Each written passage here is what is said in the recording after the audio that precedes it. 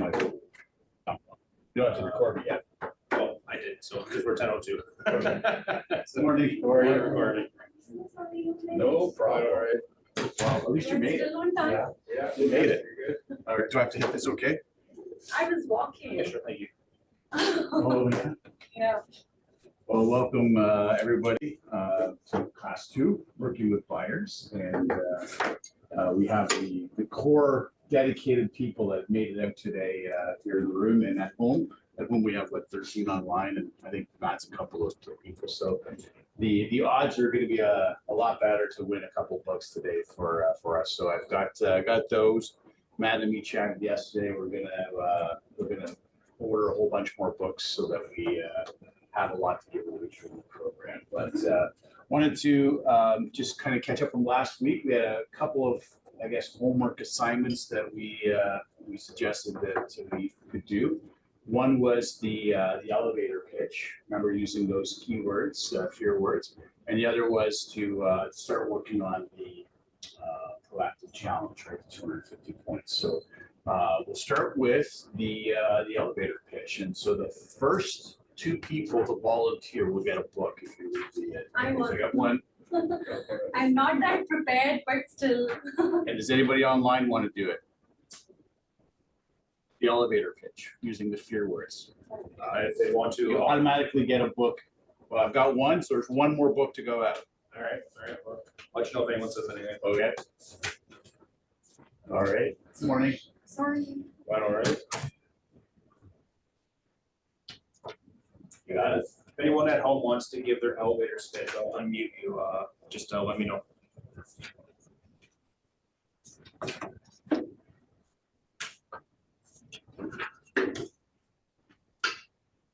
Ready to go? So let's assume a scenario where I'm meeting someone and giving my elevator pitch. Yeah. So maybe someone in the park I meet, and then they ask me, "What do you do?" Yes. So I will say, "Okay, hi, my name is Shelly, and I work as a realtor, and I'm specialized in Mississauga area. And if in case you're looking to rent, lease, or you want to buy or sell, I would love to help you, yeah. And if in case you want me to give you the information about your existing house, I can send you the comparables, I can send you the information, and yeah, I think that's it." Okay. So not a lot of the words were used, but we'll give you a book. Come on up. That was good. You've got to be ready in that moment of time. So when there's a narcissist that you're dealing with, and we talked about those people, that's all they talk about is How to themselves. win them. There you go. That's my favorite book, actually. That's on the table. Thank you so much. Yeah, I know it was not that good, but yeah, I'm trying. No, listen, it's constructive opinion. That's all it is. It's not criticism. Don't ever take it as criticism, right? But I would go to those words, and if it's too much to do all of the words, maybe use half of the words in a 30-second presentation, basically. And what you're trying to do is hook that person to go, "Oh, that realtor knows exactly what they're talking about. It's funny. They know exactly what my needs and wants are just in 30 seconds. It's amazing how those words trigger that unconscious response from them, right? I really focus on psychology and selling in our business because it really is an important aspect of what we do. And those words we talk about, those negative ones, are trigger words. Today we'll go through an exercise about fear as well, and what people think about us and other things in the industry. So was there anybody online that wanted to volunteer? Nobody. If they want to say so, I'll go Okay. here.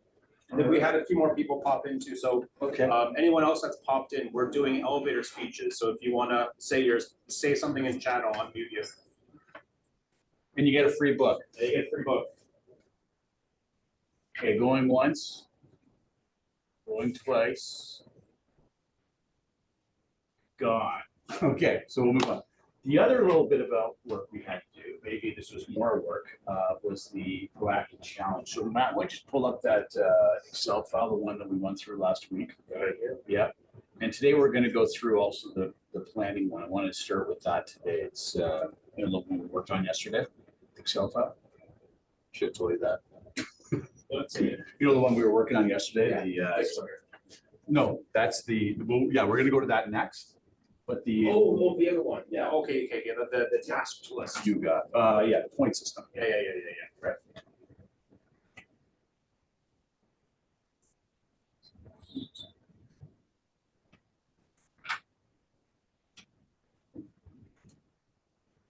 This is really, this point system is the core of our program, right? It's getting you to think in a proactive way on how to generate leads. Because this is, as we said last week, it's a business that every day we wake up. Remember what I said last week when you wrote in your book? Every day in the business of real estate, you wake up Unemployed. unemployed. Yeah. I'm getting a book because somebody didn't get one. I gotta get you guys going. Come on, get some energy. Yeah. So you wake up unemployed. Therefore, the challenge of this business and the job of this business is to go out and generate leads. So this program, which by the way, there you go, is the one that I used. I shared with you last week. This was my actual system. This really is important for you guys to dedicate and to focus on every day, right? And every week. Now, you can take days off during the week. You have to work 7 days a week if that's your choice. But as long as you have a system in place that focuses on meeting new people that want to buy, sell, or refer real estate, then at least you're going to be, good morning, at least you're going to be set for success, basically, okay? So Matt, just kind of give a quick reminder. Now, we did receive, we got some. A few, yeah. So I'm gonna let those people know, because we know who you are. We're not gonna point out those that you didn't, but those 3, 4, 5, 6, 7 of them, they're all gonna get free books too. All right, okay. So come back next week. And let's have some for the rest of you, right? No, So, it is next week. oh, it's not next sorry, week, yeah, you're we're right. skipping. Yeah. We're off next week. Yeah. I'm gonna be in a That will- costume next week here in the That will help office. us to cover this week because last week we were not very active because of Diwali, yeah. Oh, And also right. it's my fault because I didn't get the thing out until Monday. Yeah, so- Monday. I kept on. All waiting, right, I'll let and you Monday go on I that. So was they busy. had all 3 days to kind of do some Okay. tasks. And so Well, we that was- did that get was my some bad. in.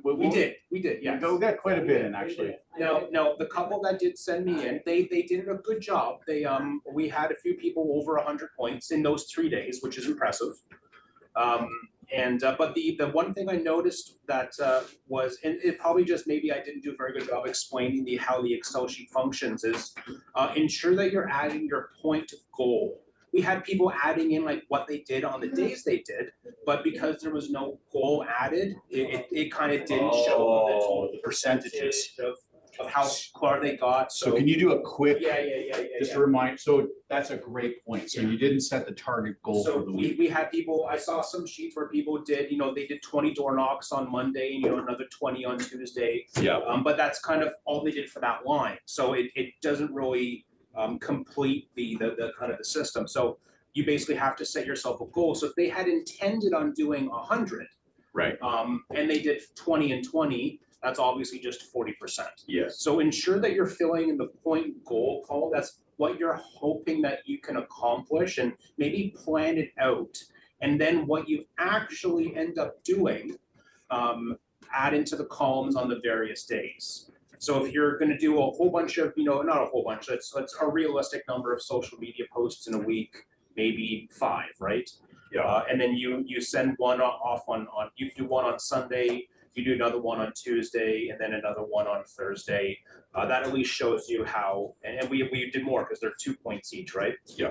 And that's the flow of the document. So I add on the goal of what you're hoping to accomplish. I want to run, one open house. Right, and then hopefully, if you actually get a chance to run one, and then actually put that into the actual column itself. Yeah. And so the right-hand side kind of fills this up in. So you get 5 for the open house, but think of the people that are coming in and that you're engaging. You're going to accumulate more than just 5 points at an open house if you do a proactive open house, right? If you just go set up your signs 5 minutes before your time, you're probably not going to have a very successful open house. Is my thoughts on that. So make sure you basically at the beginning of the week. If you want to make your beginning Saturday, if you want to make your beginning Monday, it doesn't matter. Put your point goal of what you're hoping to accomplish that week, And then as you work through the week, add what you do, and if you and see if you actually meet what the target you set for yourself. And then send them in to us weekly. Mike I've got a folder going for Mike to review, and yeah. Yeah, I'm not a hard marker. Like, I'm not one of those teachers that I want you guys to have success. That's my main goal and objective. It's not to put in the most amount of points, the least amount. It's just to do things, get going, get engaged. Motion creates motion. Motion creates emotion. You need emotion to work in this business. We're actually in the next class, we're going to talk a lot about emotion and how that operates in the field of real estate. And a little survey study. Motion can create motion too. That's If true. they're really That's physics, right? in love with a house, they're going to want to buy it. Well, in residential real estate, we've determined through research here in this room, me and Matt, that the emotion component versus the logical component is way more important in residential real estate. Now, if you go into commercial real estate, the logic part is way more important than the emotional. Okay, so can you pull up the other one, the planning one? Yes. And it's really hot. You guys hot in here? I'm gonna take my jacket off. It's like brutally hot. And you want, this is the one, right? The one we chatted about yesterday? Yeah. Yeah, got it. Yeah. I'm gonna also take my shirt off. So don't worry, ladies. I got an undershirt on here too. Like, don't worry. And at home too, right? Yeah. I gotta share something with everybody. I can get some music going if you want. There we go. Dim the lights. There we go. Go Toronto. Come on. You guys gotta get some motion. I don't like face. All right. So I was like, All right. You know how hot it's been wearing this and not sharing that I had this underneath? All right. That's why you've been loving it. That's why I was like, yeah, this was actually my jersey I bought in 1992 during the World Series when I was like 20 years old, 23 years old. But that, I don't have a name on it. I didn't want to pay for the name on the back, but it's actually it's pardon me? Now you can. I could, yeah, but it would be probably different stitching and stuff today versus what they had. But this was actually a team jersey, just unstitched in the back. Anyways, yeah, go Jays. It's been 30 something years since we've had the opportunity to do that, but God bless, they'll win. Regardless, the city's on fire and we need this. After last night's Donald Trump little tirade, I don't know if anybody saw that. That guy is Looney Tunes. He said some pretty bad things. He's cut off all trade talks with Canada. So we're going to probably go into some choppy waters. And so when you're dealing with your clients, you're more than likely going to get some information asked about what's happening here, right? So Matt, did I ever, you still have the trade thing I gave, I created last year, early this year, I mean, about Trump trade stuff? Possibly. I'll get him to send this out. These are talking points that I created with the government to, I didn't really create it with the government, but I did consult with them. Yeah, absolutely. On the trade talking points from Canada's point of view and how important we are to the American trade world.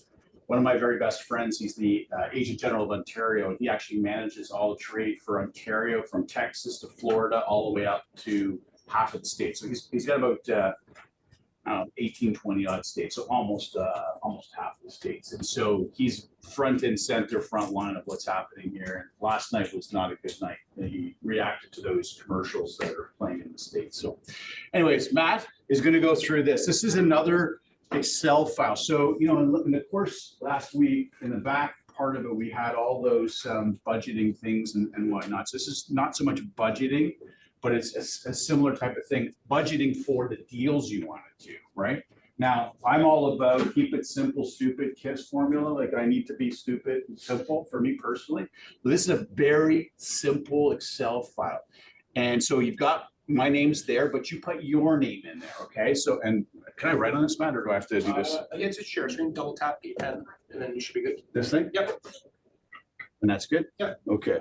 So in here, you just go in and put your name, right? How does that go? It's a very, very simple formula, but it'll target based upon what we call GCI. You've got your, so this is your annual income, or we as in the business, we call it GCI, gross commission income. And these are all formulated fields for you, okay? So Matt, let's do a demonstration. So who wants to volunteer to put their name on right now, and we'll do a business plan for you right now. So you want to? Yeah. Wow, she's being right in the front now. All right, tell Matt your name. Shelly. Shelly Kashyap, if in case you want to put the full. I can remember how to spell it, is that right? Yeah. There we go. Okay. Let me unread that thing. Just gonna be scrolling down. So we played around with this yesterday just to kind of double check how the programming it works. So your gray fields here are what you have the ability to change. They're called input fields. And then the white fields are basically will be modified based on your values. So this was set to an annual income of 1.5 million. We kind of cut that down to a slightly more reasonable goal. So this is going to be Shelley. Yeah. So Shelley, what do you want to make? What's your reasonable? What's your goal? Reasonable goal, attainable for total yearly income of what your hope a good year will yield. So I know I'm just starting. For Yeah. me, I think 150 would be decent. That's solid. That's a very good year. Okay. Yeah. Now, how many of your ends would be listings and how many would be buying? So I feel right now buying would be more than listings because I'm just starting, so I don't have Agreed. that. That is what we kind of came to yesterday. So we put it at a 70-30 split. Would you agree with that? Yeah. Or Okay. even if it's 80-20, I'm okay with that because Well, you tell us. Well, what's Yeah. right? We're actually. I gonna- think it's Shelley's 80. doing a business plan in front of Yeah. everybody right now. So yeah, I think 80-20 is good because Okay. I'm not more into door knocking right now. Yep. So if I'm not into door knocking, getting a listing is going to be a little hard. Got it. 20. So just he's doing that, you notice that the fields on the top start changing, right? Is it possible if we can just increase the font size, like? Yeah, because it was hard to see from there, from Yeah, far. I was, let me just kind of do that real quick here. That's the reason I changed it. I'll Yeah. just scroll up and down more. Yeah. Yeah, I just wanted to get as much information on the screen as possible. I'll go in just a tad bit more just because we'll be doing that. So there you go. Is that better for everyone? Yeah. Rock on. Okay, so this field is the listings sold percentage. So the percent of your listings that actually sell.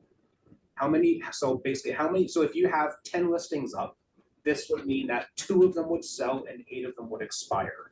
So what percentage should we put there for you? I think, Now, I just think. before she answers, let's go to our market watch, Yeah. right? So our market watch is kind of like our instruction Bible, right? It's our where we go to source document, and the 20% that's there is actually the sales ratio. When you look at the what's called the sales for the month, and I use active listings. I've tracked this number since the late 90s when I was selling. So I have actually data going back that far. Trev only started doing a similar ratio like this about 5 or 6 years ago. But what they look at is sales to new listings, not active listings. I think it's a better, hence why I chose it like 27 years ago, a better reflection when you look at the active listings in the month. That's what's still active versus the sales, right? Now, the argument people will say sometimes is, well, Mike, people cancel or relist, they cancel or relist. And so, that's messing up your numbers. Well, I mean, sure, but it's a stable statistic. People are doing that every month, canceling and relisting. Now in our system in Trev, they're much more, and they're enforcing that much more, right? So they're not as lenient on those types of things, and you can get caught in their professional standard system if you are regularly abusing that. So we look at, again, on the market watch, the sales for the month and the active listings for the month, not the new listings. I believe Urban Nation and their reports, they do new listings the same as Trev. But I've always, for 27 to 8 years, before anybody even thought of this method, I used active listings. You had a question? Yeah, you are saying that new listing and active listings.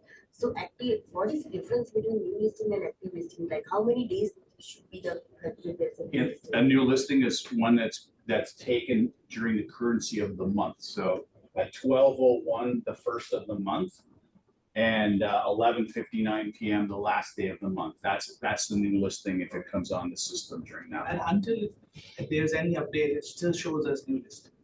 Correct, yeah. Now, in that new listing, of course, that gets calculated in the active listing, if it hasn't sold. Right, and so we're running right now at a 20%. It's actually just below that. We rounded it up to make a little The bit. numbers were like 29,000 active and 5,000 sold, was that it? 5,592 sales. 29,394 active listings on track. Right. So just as a perspective overall, even in the very best markets we've ever experienced, and I'll go back to a couple of those types of markets, like 2021 after the COVID scare, right? Do you remember the markets raced? I mean, you were still about 75 to 80% sold. So there were still 20-25% that did not sell.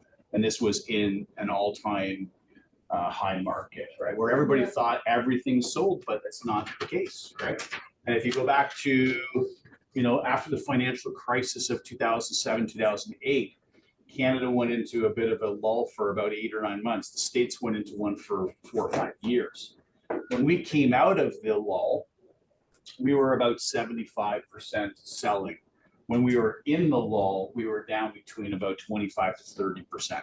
These numbers are now lower than the financial crisis numbers. Then they're lower than the COVID numbers. So just as a matter, it's difficult. Like you have to have the skill set, the knowledge to be able to execute and properly sell a property. Otherwise, it becomes stale on the market. So next week, I was reminded, we're not here next week, it's the following week. We're going to do listing presentations, and I'm going to go through a whole bunch of ideas. I rewatched a lot of stuff that I studied back in the 90s that is as appropriate today as it was 30 odd years ago on how to price properties properly. So we chose 20. But this is personal to you. If you have a higher success rate, now of course, when I was selling, I didn't have what the average was. I was above the average, and you most likely are too. So if your average right now is you're selling 50%, you put 50% in that quadrant. Again, this is personal to you. Nobody's going to see it unless you want to share it with people. But it's a good exercise to go through because it sets a standard of today, so that 6 months from now, you can look back in the rearview mirror of what you set as a plan and a goal, and are you near that goal, are you ahead of that goal, or are you behind in that goal? And now you can make a course correction either way, right? Okay, sorry, Matt, interrupted you. Okay, so that 20% is just market accurate. So can we leave that, Shelley, as is? Yeah, I think, right. Everyone okay? Yeah.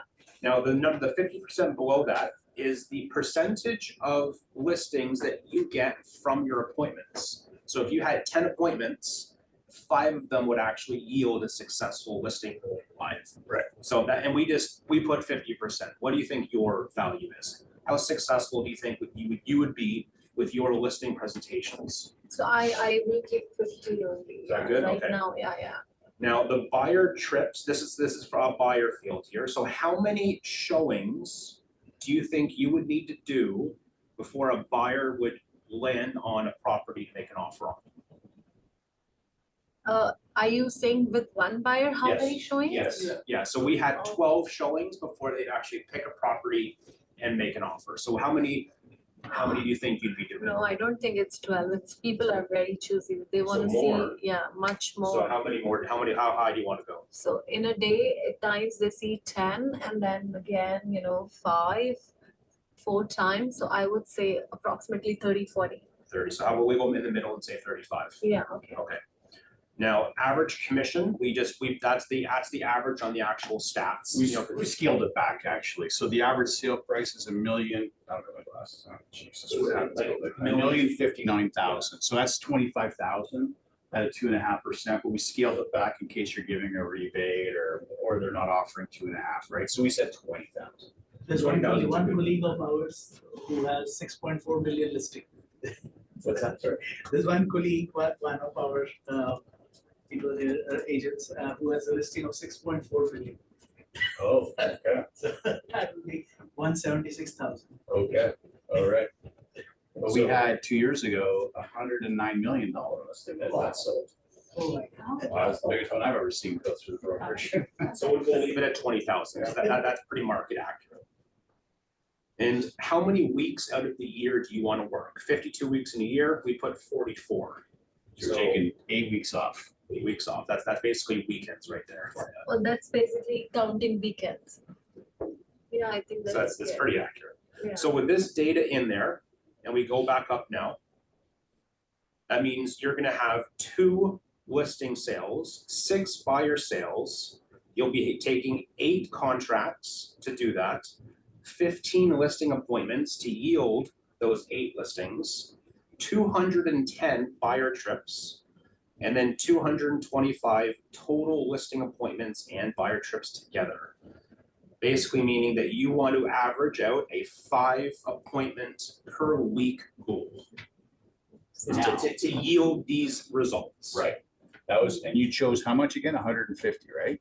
150. 150. Now go back to my point system and now understand why it's so important to be doing proactive behaviors. Because you see, you have to be booking 5 appointments a week, right? Very hard. It's not hard. When you get into the rhythm and the sequence and the system of it, it compounds itself. What's hard is starting. What was the last thing we finished on last week? I wrote you a poem. I didn't write the poem. I wish I would. That was that's a great poem. Someday I'll. Yeah. So I'm showing you your someday I'll. My challenge to everybody is to say, I'm going to commit today. Yes, we had the wall, we had a few things, and tonight we've got the Blue Jays, and we're going to kick some butt, right? But someday I'll make it today. Say, I'm going to start on the system that Mike used, and it worked. I'm going to go to this planning thing and figure out how many people I need to meet, how many appointments I need to book, and be very critical with yourself. There's no point in saying that, oh, I'm going to get 80% of all the listing appointments. Like I walk into 10 listing appointments, I get 8. If you're really 3 out of 10, like be hard on yourself. Again, you're not sharing it with anybody, so there's going to be no embarrassment. Like, oh yeah, I can only do 2 out of 10 or 3. Like nobody's going to see that. And the only person that should care about that is you, right? And if it is 2 out of 8 for you, or sorry, 2 out of 10 or 3 out of 10, your success, work on it so that you're up to 4, up to 5. You don't have to come out and be 7 or 8. That was about my average, was about 7, 7 out of 10 appointments that I would, where people were actually going to list, right? Because there's ones you're going to go to that they're not going to list today. Their plan is 6 months from now, or a year or 2 years from now, but they're on now your list of relationships to communicate with them. I used to do it 18 to 24 times a year. You guys can do it 32 to 36 with all these, opportunities you have in communication. But start somewhere, right? It's the elephant story I told you last week. How do you eat the elephant? 1 bite at a time, right? And it's 1 inch at a time to move. And so we got dollar value appointment, $667. Thank God it's not 666. If any of you are biblical, that's a bad number, right? So at least we're at 667. What this means is every appointment you're going on, mentally think in your mind, you just put $667. Well, for you, this is your plan, right? Whatever yours looks like is going to be different. But in your plan, every appointment you go on, of course, you're not getting a check for $667, but mentally you have to think like you have just put that in your pocket, because the long term, that's what it's going to equate to based upon the numbers you selected. Does that make sense for everybody? No. Will everybody? So you're saying that every time we make an appointment, that is the inflow we should aim at? Based upon all of the people you have to meet. Yeah. The rock, because there's going to be not a lot of the gold, right? Yeah. Is that every appointment you make, even the ones that are not successful, they really made and put in your pocket $667. To average it out. Because you had to go through that person to eventually find the gold in the rock. Make sense? Yeah. Okay. Yeah. Yeah. If you multiply 225 appointments with 6, 7, you get the number. You should get 150,000. And there's the math is. Yeah, they're all Yeah. sums. They're all. Divided by B14. You got it. Yeah. So Yeah. this also gives us an estimate of cost, like, or is it like every person The creates? their costing cost? one is the other one. budgeting I gave you. Okay. We have that in Excel too, don't we? Yeah, that's an. Okay, so you have that as an Yeah. Excel file. we had it printed as an example book, but you have the Excel file too. So if you take my proactive challenge, your budgeting system, and this, I mean, how can you not win? It's a system to make you win, right? It's there. And it really is. I mean, sales people will always tell you, the trainers, it's a numbers game. It truly is. The more people you meet, the more opportunities you have to buy, sell, refer real estate. And you made a good point, Shelly, about like the amount of people that are showing, showings that take. So if you go, Matt, can you just scroll up on Shelly's, please, for me? No, sorry, I meant down. Down.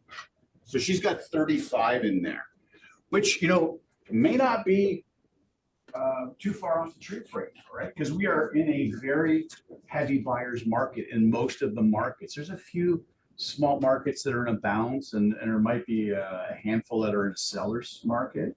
But let's just agree that the vast majority are buyer's markets right now. So you may be that number. And you know, when I started showing, that's kind of what the numbers were, like 30, 40 showings per buyer before they made a commitment.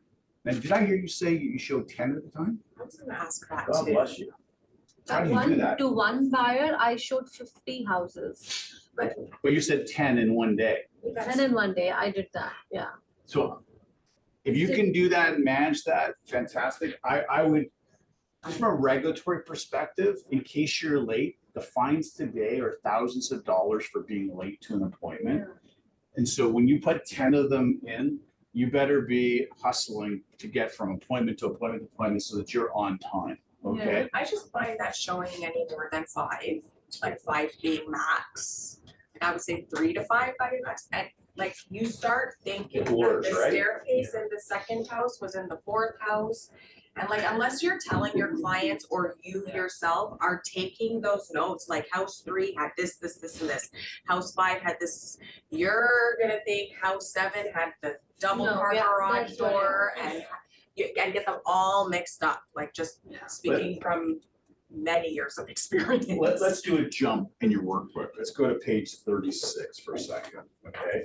Because this is, might as well, that's that slide called So what I do is, I go buyer with the client sheet feedback form. and with a pen, and I give it to them.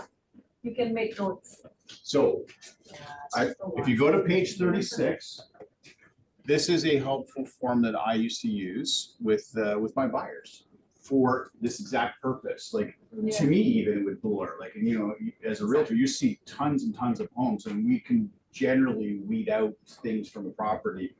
But when you're showing 30 to 35 or 40, even us, it's going to be, I forget. So I had created this form here that I would give out to my clients. And so what it would be, it's a buyer client feedback form that they would fill out on each property. So my goal was to show maybe 4 or 5 properties per Outing. right, per outing. Like that's actually the ceiling. I was more 2 or 3. But if I had to, 4 or 5. And each one would come with the buyer client feedback form. And so I would have the listing agreement with that form, like stapled together. And I would ask them to fill out the form after the showing. So it gives their actual ranking of the property, right? So if you look, we just got the property address, features you like. So I want them to tell me they like the fact that it had a big backyard. They like the fact that, you know, it was deep into the street. It wasn't, you know, as you first enter into the street for like more privacy kind of thing. They like the front of the, you know, the curb appeal. They like the landscape. Like I want them to tell me what they like about the property from the outside. And then when they get in the inside, oh, we like the fact that every room was a formal room, which a lot of people don't like these days, right? But like some people still, I want a separate dining room, I want a separate living room. Or maybe it's open concept. It's a full open concept. Oh, I like the fact that there's no bathtub. It's a walk-in shower because, you know, I have problems getting in the bathtub or I never use the bathtub. So you want to figure out or have them figure out for you what they really like, because that helps you the next time you go out to eliminate listings that may not align with what they like. Tell us what you didn't like about it. Oh, you know what? It's across the street from the school. Yeah, I got kids, but I don't want to be on a house where everybody's dropping their kids off and it's noisy and it's this and that, or oh, there's hydro wires that are, you know, near my property. And people say it's bad, the electromagnetic repulsion and stuff, right? tell me what you don't like, and then go on these lists of high points: price, condition, location, the terms, bedrooms, bath, overall appeal. Now, this is amazing for you to create this kind of profile, because this is basically profiling your buyer, like a psychologist would profile a serial killer, right? Like this person did, right? So you're profiling your person. Now, this is all positive. I've taught this this form for years, I guess probably 15, 17 years I've taught this form. And I always used to say, and this could help you in a regulatory situation and a complaint. You never know. Why? Because you're showing things and maybe the buyer turns on you because some other realtor is going to maybe induce them by saying, I'll give you back, 80% of the commission. The other guy, Mike, just did all the work. I just have to go in here and, show the one, and I'm gonna make 5,000. I'll give you 20. Well, you have all these types of things with your client, right? And it's all positive things. You're doing a great job, because when they go to work with the other realtor, they're generally going to say disparaging things about you. Okay, they're going to say that you're terrible, you're not this, you're not showing them what they want, blah blah blah. Believe it or not, a couple of years ago, this actually forum rescued one of our realtors that I had taught them this forum, where a buyer did just that. They were being induced by another realtor that was going to give away most of the commission. And the next thing you know, our realtor was doing a horrible job. They weren't doing what this buyer client wanted. And yet here our realtor pulled all these forms out saying this was a great area. I ranked it, an 8 of 10, a 9 of 10. Because of course they're saying, well, he wasn't showing me what I wanted. He wasn't showing me the area I wanted. He went like, hang on a second, we've got like 15 of your client feedback forms that say otherwise. So, we were able to, and they actually, case went to court and we won, right? They tried to disparage us.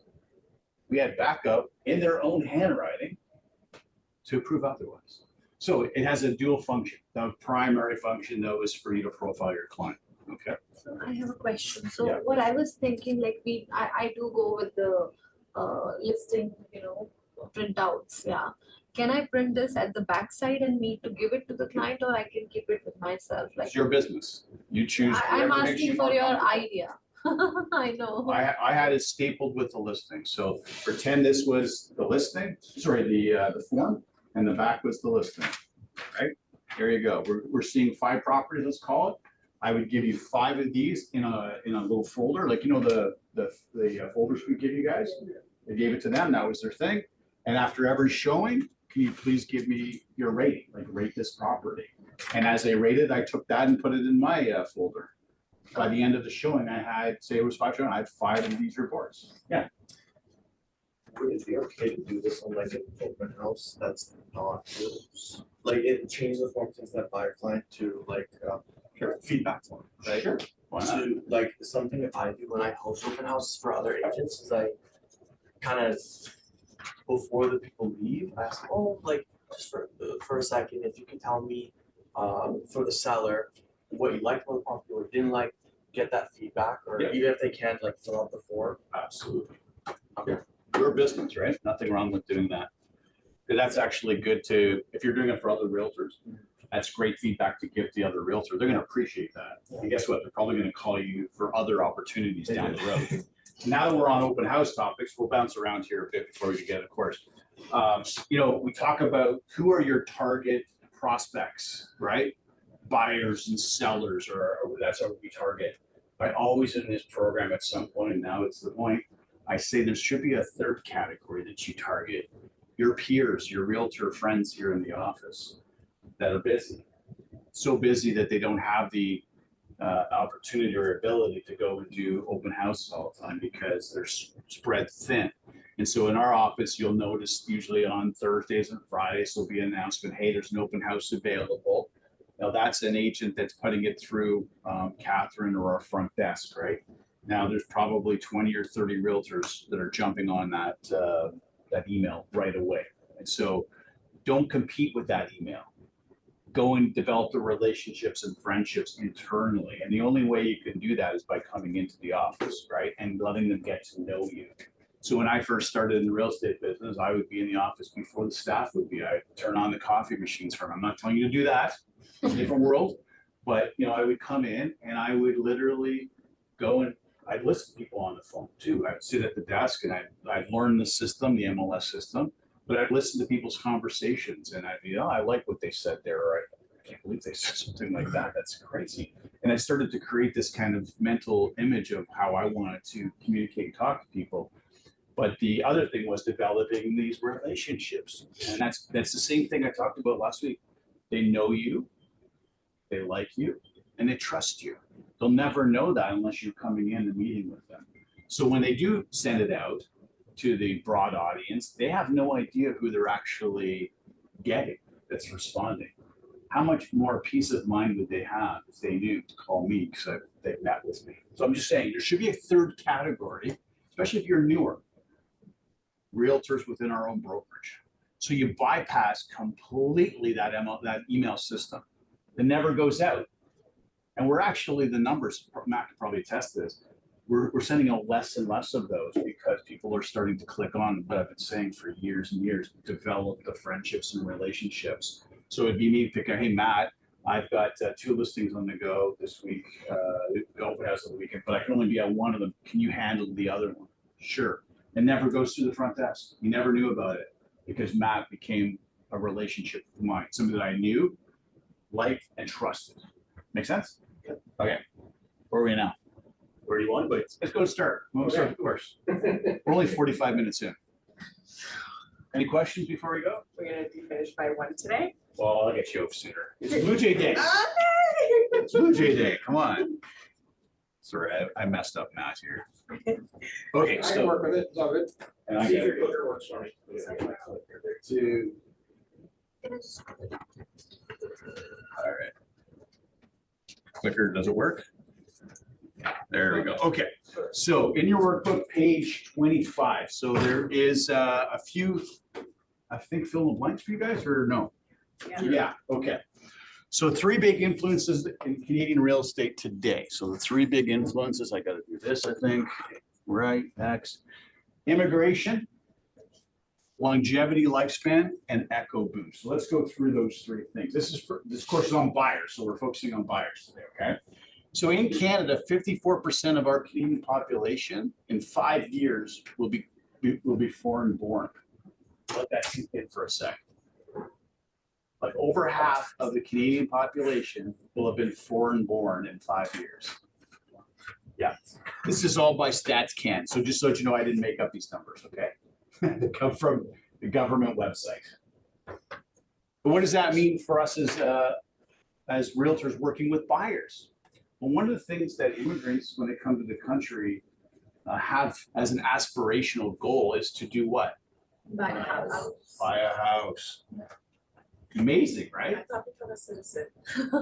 Well, that too. Yeah, after. Right?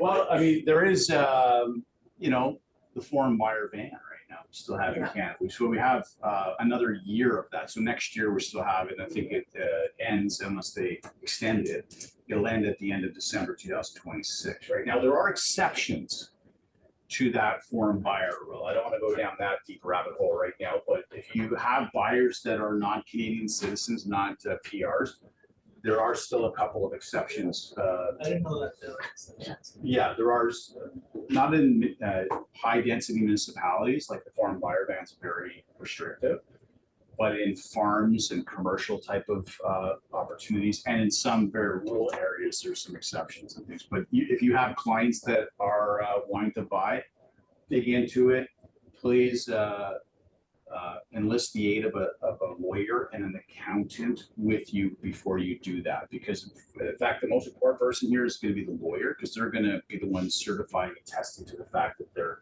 able to buy that piece of property, okay? So immigration,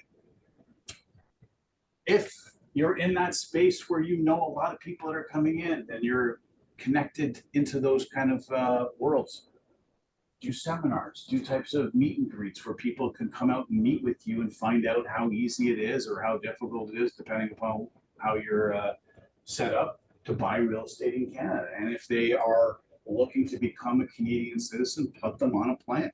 Like, it's gonna be 3 years before we can do this. Okay, here's our plan. And you work with a lawyer, an accountant, and and a mortgage broker, and you set that in motion with them. So all I'm saying is, if you have any connections in that space, I would leverage it big time, because we're gonna have, once this foreign buyer ban is released too, I think you're gonna see an avalanche. And we might even, depending upon how everything kind of works out with the trade non-negotiations right now with the states, they might start dropping rates even quicker, the interest rates, and they may start dropping these types of programs. So interesting. I have a question here. So is there any chance that foreign buyer ban will be removed? That's what I'm saying. You never know, because of all the things that are happening right now with the trade wars between us and the United States. And just imagine, about 70% of all of our exports go to the United States. Right? So our governments, federally and provincially, are actively trying to establish new trade relationships throughout the world. That takes time, right? You can't just turn a switch and make that happen. So all these kind of restrictive regulations we have in place, hopefully the government will look at some of those and repeal them. That's the advice I'm giving, is to open the floodgates for people to start spending money again, right? And we call money, one of the words we use for money is currency, right? Ever heard that word currency? And that's based upon the word current, which is a river's current. It flows, it's always flowing. And when a river flows, it's healthy. When a river stops flowing, it becomes stagnant, it becomes unhealthy. So we need to make our currency, this spending of money, a current again, which it's not, right? People are panicking, right? But if we have immigration, you have foreign buyers that want to buy and invest in Canada because they see a future for us. Like, we're zoomed in here in all this mess right now. And sometimes when you're zoomed into something, you can't zoom out and go, oh, there is going to be, clean skies, sunny skies. Like, we're gonna get through this. The Irish have a saying, "This too shall pass," as they went through the famine in the 1800s. So this too shall pass. But if we're here so dialed into it, we might not be able to see that. But people outside the country are coming new to the country, coming from situations that this is a dream for them. This is, to come to this country from where they've come from is like they've hit a jackpot. And sometimes us, as Canadians, we think, oh man, this is a terrible situation, terrible country. We have no idea how good we have it in comparison to the rest of the world. So they're coming with that mindset. And if you can tap into that sector, please do. The longevity lifespan. I do seminars sometimes for our agents. I help them out with the senior citizen world. And these are people that are baby boomers at times. They're the elderly. They like information. They like to read things. They're not on technology or anything like that. So they like seminars.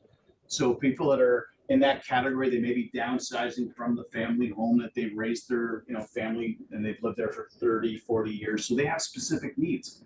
They have probably decluttering needs, right? They've just accumulated so many darn things. And so they need somebody to come in and help them manage that.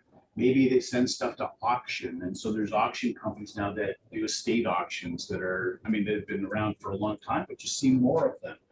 Maybe they need to transition from that home to a condo, or it's from the home right to a assisted living space. There's all kinds of things that happen here.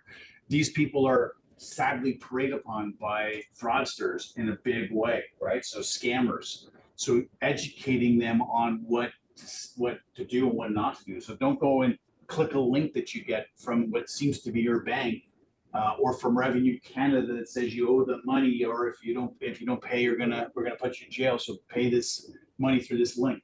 These are scams. They're called phishing scams. So I've done seminars for realtors here in the room, and we've gone elsewhere. So I created a whole program on protecting yourself from identity theft, actually, right? So I could give you copies of that. If you're going to tap into that world, let me know. I'll give you the actual presentation, and it'll be very helpful for it. And the last one is the echo boom, and those are the children and sometimes grandchildren of the baby boom. Ever heard of the baby boom generation, right? That's the generation that was born just after the Second World War, so 46 to about 63, 64.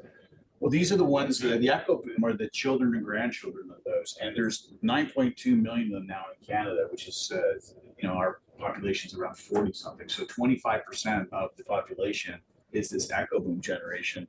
And the average first time buyer is actually about 31 right now, which is the top end of what the echo boom is. Now that class of buyer right now is stuck because of the affordability crisis. So if you again have access to that world, create a solution for their problem.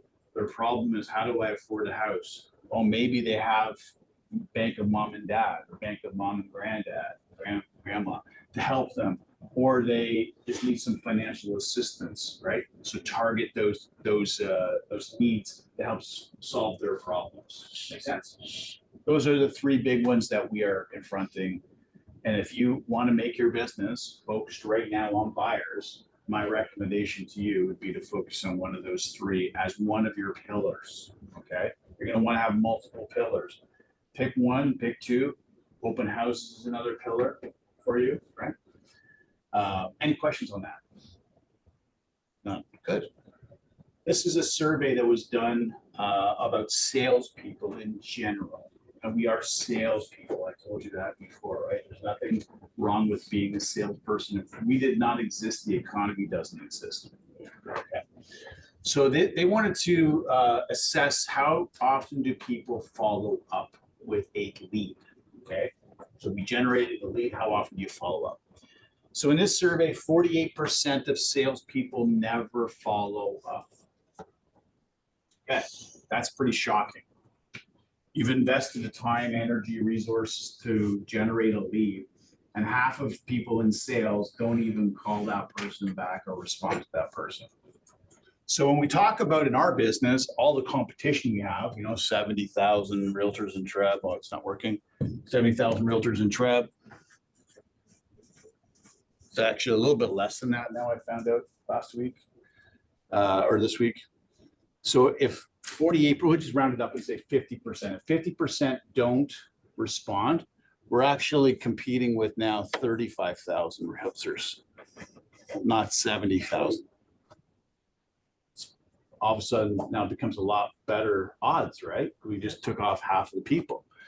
But then you go to the second, so a second fault. So the group of us that have called, the 35,000, in that group, only 25% make a callback. 2, right? So now you start to eliminate and take 25% off of this number, down to 12%. And then the last statistic was shocking. 85% of that group of 70,000 people stopped after 3 contacts. So Matt, just quickly do the math. Go 70,000 times 85%.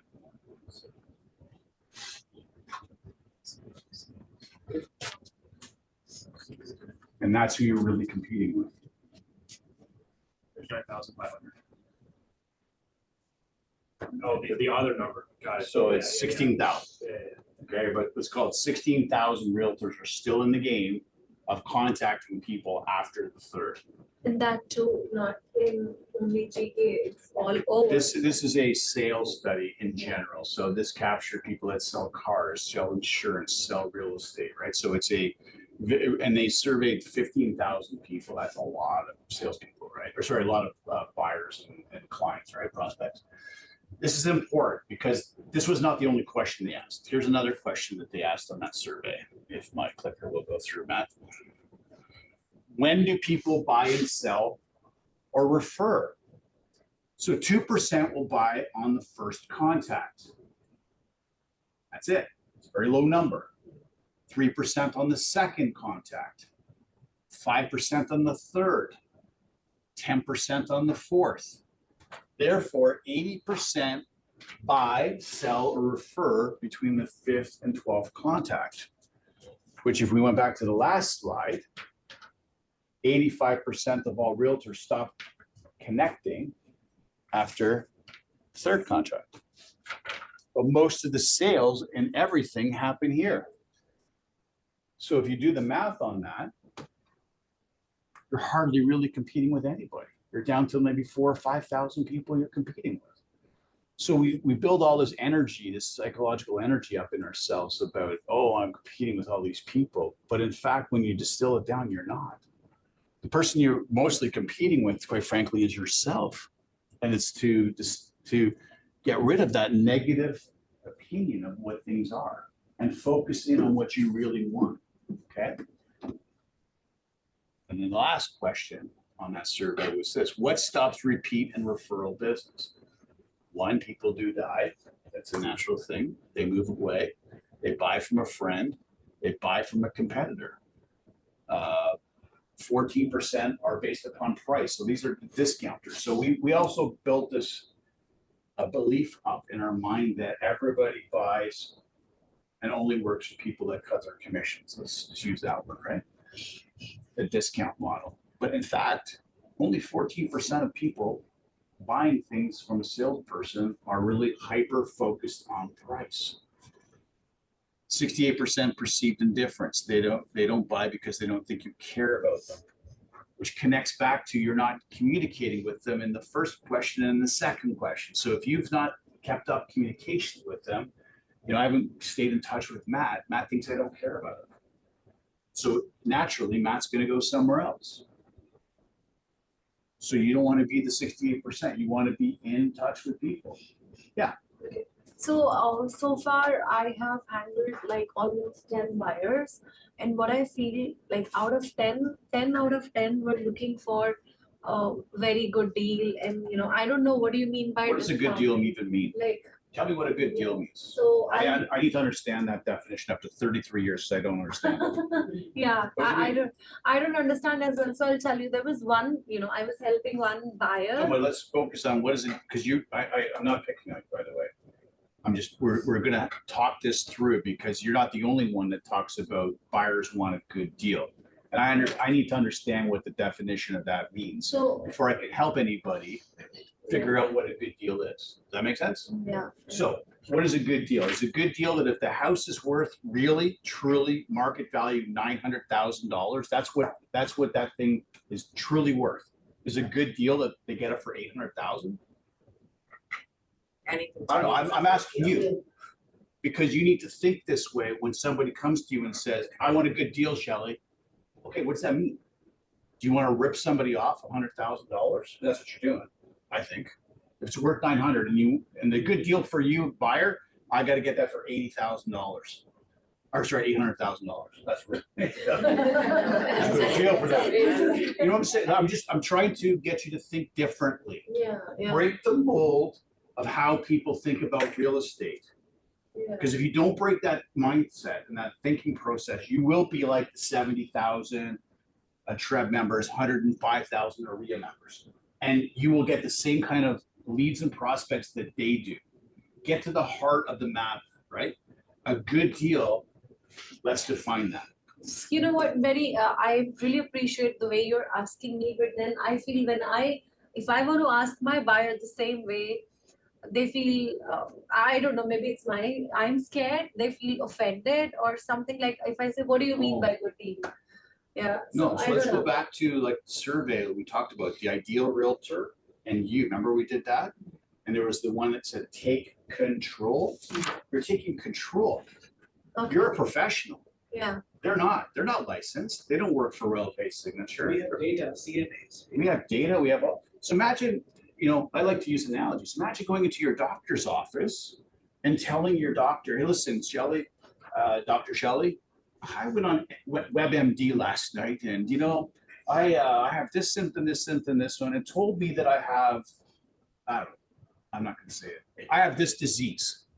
So can you prescribe for me, Shelley, please? So I looked at what the prescription for that is, and this was what they said I needed. One, I needed to go and get radiation treatment.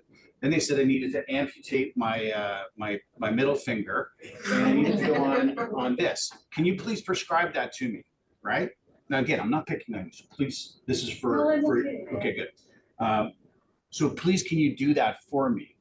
Now, most realtors, if you extrapolate that into what we do, go and listen to what that person said, right? Like, oh, okay, I'll prescribe you all this kind of stuff.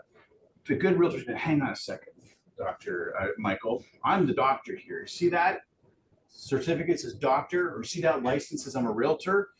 Let's look at this from a logical, rational perspective, not what you're hearing about, and not the conversations people are having online or like there's so many of these podcast people that are doing stuff that are saying things that are just outrageous. Like, please, let's be on. So you bring them back down and take control, because if you don't, they'll control you. And that's where probably you'll be showing them 40 or 50 or 60 homes, because you actually haven't got to the root of what they're thinking. So you have to, for the deal thing, and I hear this in every class, right? I've always had this conversation. What does that mean for you? What does a deal mean? And I don't like that word. Remember, that was one of the fear words that we talked about. What's the word we change from deal? What's the word? Go back. Opportunity. Opportunity, right? So I would start back by doing that with the person. Let's just Shelley. What's a deal to you? What does that mean? It's really an opportunity, isn't it? It's not a deal. If the house is worth $900,000, and we can get it for $890 or $885. I think that's the opportunity, not 800, not 750. And those people that are doing the 750, 800 on a 900, to me, they're vultures, right? And they're going to waste your time.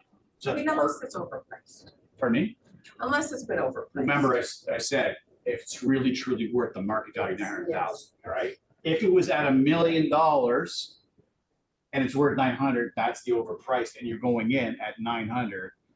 Now, this is the psychology of it. The buyer thinks they're getting a deal. If you don't explain to them and give them the information that no, it's truly worth 900,000.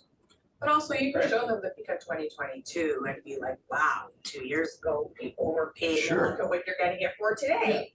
Everything's a great deal. Yeah. Well, if you look at the appreciation of real estate over the last century, Chris would kind of go and say 6.5%. I'm a little lower than that. I'm around the 4.5 to 5%. If you extended out that chart for over a century, we do have an appreciation of about 5% per year. And that factors in the downs and the major ups. You're looking at 100 years. Over 100 years century, yeah. Yeah, go back to the, the Toronto Real Estate Board, I believe, started in the early 1910s or something like that, right? So it's been around for a long time. Now it's not, then it's not what it is now. I mean, this thing's a massive board, but price appreciation values are around 4 to 5%, historically speaking, factoring in downs and mega ups, right? So, but we have to take control of people. Otherwise, they will control us. And I'm only sharing that with you because I used to be taking control, like they took advantage of me, took control of me. And I just got frustrated. I told you the story last week of coming down from like the cottage on a weekend and losing the deal. That was for me, the aha moment for me to go, I'm not doing this anymore. Like, I need to have control here. And if somebody says to me, Shelley, well, I can't work with you, that's fine. I don't have to be all things for all people. Yeah. I only need to be all things for the A pluses and A's and the B's in my database. That's it, right? And so if you are somebody that is going to treat me with no respect, you're not going to listen to my advice that is valuable. One, you know a lot. Two, you work for a company that knows a lot. And three, you work in a company where there's a lot of other people that know a lot of stuff, right? So if you don't value that, maybe there isn't alignment, right? Maybe I'm not going to be walking up the altar with you and getting married in a listing or a sale of the house.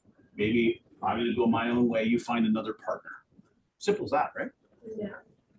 Yeah. Just take that high level perspective. Zoom out. Take control. Qualify. With buyers, and I'm going to share with you, and Matt's probably sent it around already in this. Now, this was actually my buyer manual. I've updated a little bit. It's added in the Rico guide, but I used to do a buyer presentation. What was the manager of the Blue Jays during the World Series again? Snyder. During the 92-93, they won 2 years. Who was the manager of the Blue Jays? You get a book for this. Online. Who was the manager? What was his first name? Mike. You guys forgot about the thing I taught you last week. Huh? Google is allowed. No. Cito. Cito. Oh, yeah. Cito Gas nest. Oh, yeah. Cito nest. What's the real estate acronym for CETO? So who said, who got CETO? Was it you? Come on, pick a book. Yeah. Okay, so CETO was the, Cito Gaston was the manager of Toronto Blue Jays for their 2 World Series, okay? Intelligent. But in real estate, CETO is an acronym. It stands for?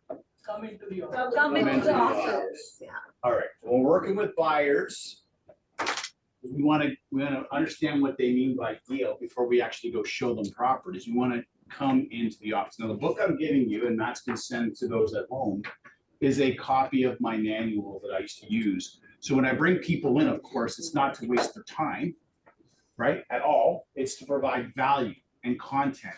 And it's also for me to be able to qualify them whether or not I actually want to work with them. Thinking about it. Okay, no problem. Do you want my advice? Yes. I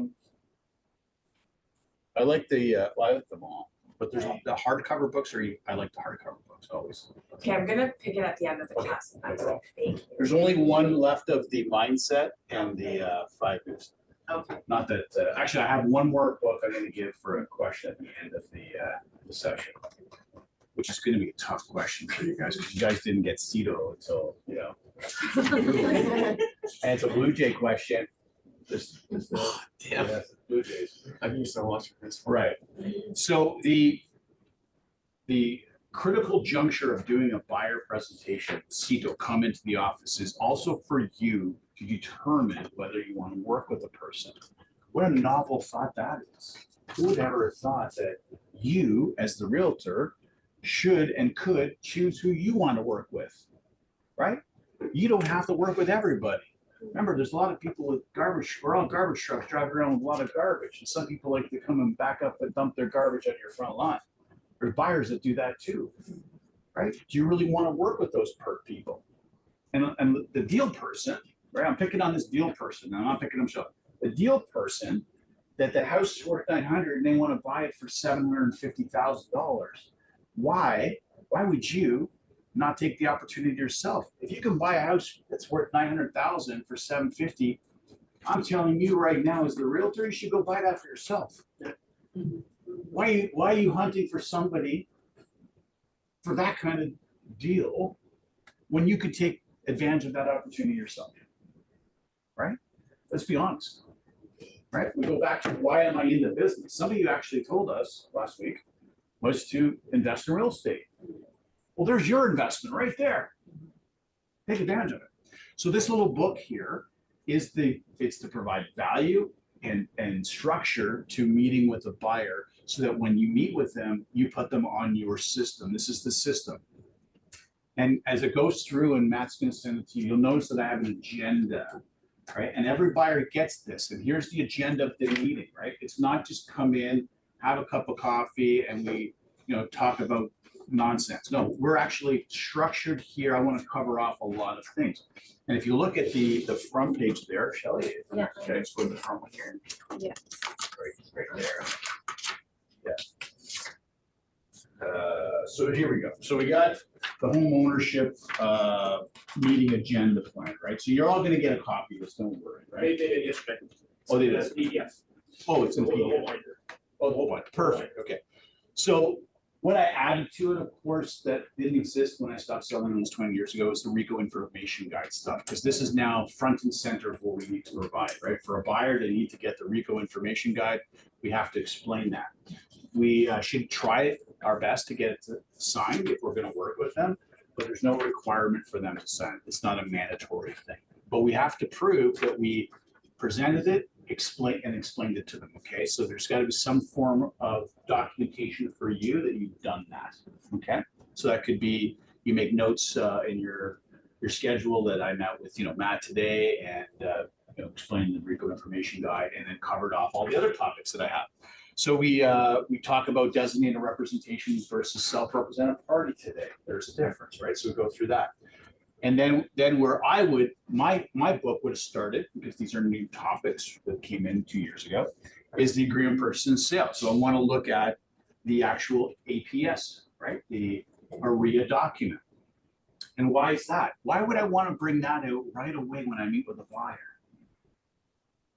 I'm pulling it, so you see it right there, right, Shelley? Yeah.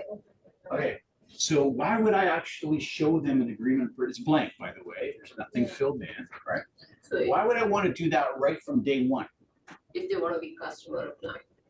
No, that's the offer. That's, yeah, this is the The offer. one, the section before is designated representation versus self-represented. So we don't have customer client anymore, right?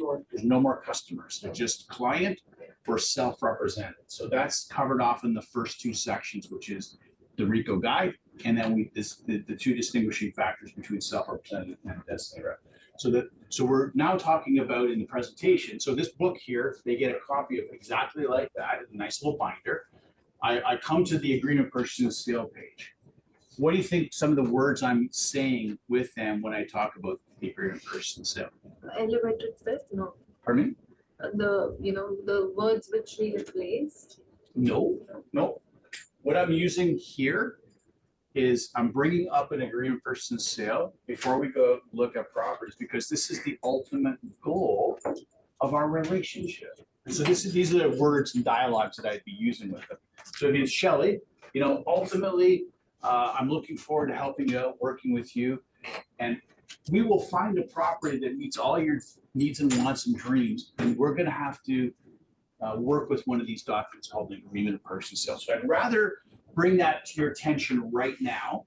You're going to be able to take this binder home. I really would like you to go through that agreement of purchase and sale. It's all pre-printed stuff, and we're going to fill in the blanks. So we're going to put in the address of that dream home we find, the deposit that we're going to put in, the purchase price. Then we're going to put a whole bunch of conditions into that agreement and statements. And we're going to go over that momentarily. But I want you, Shelley, to see this document, because sometimes realtors, they pull that out after they've seen 15 homes and they're all excited, and all of a sudden they see this 8-page document and they're a little bit nervous about signing something they haven't had a chance to read and review. So what I'm doing for you is I'm giving it to you right now. You can take that home, read it over. Shelley, if you have any questions, just give me a call and I'll be able to answer them for you. Because when we find your dream home, I want you to not worry about what you're signing. Does that make sense, Shelley? Perfect. So that's the purpose of giving them right up front a blank agreement of purchase and sale, so that they're prepped the day, and that might be 30 days from now, that they're actually going to have to put their autograph on that document. You got 1, 2, and 3. Go ahead. When you introduce it, since now things have moved to more digital signing, do we prime them by also saying?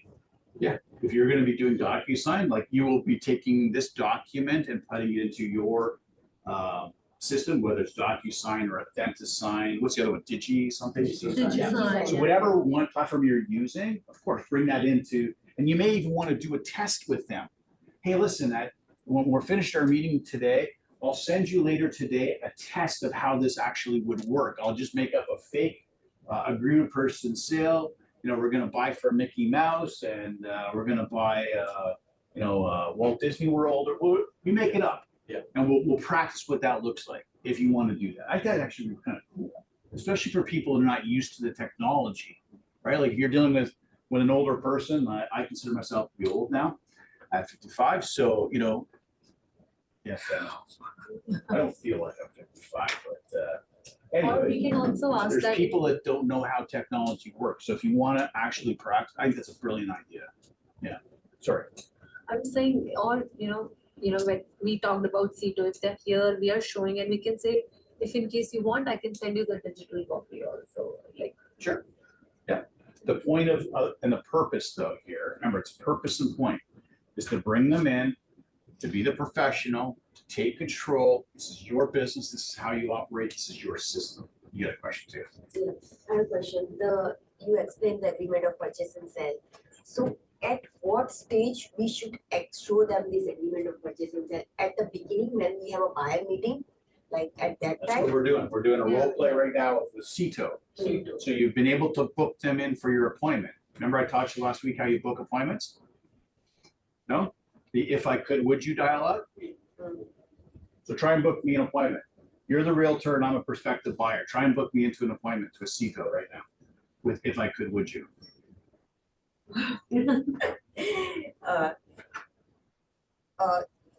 Means like for the listing or for the buy? Buyers.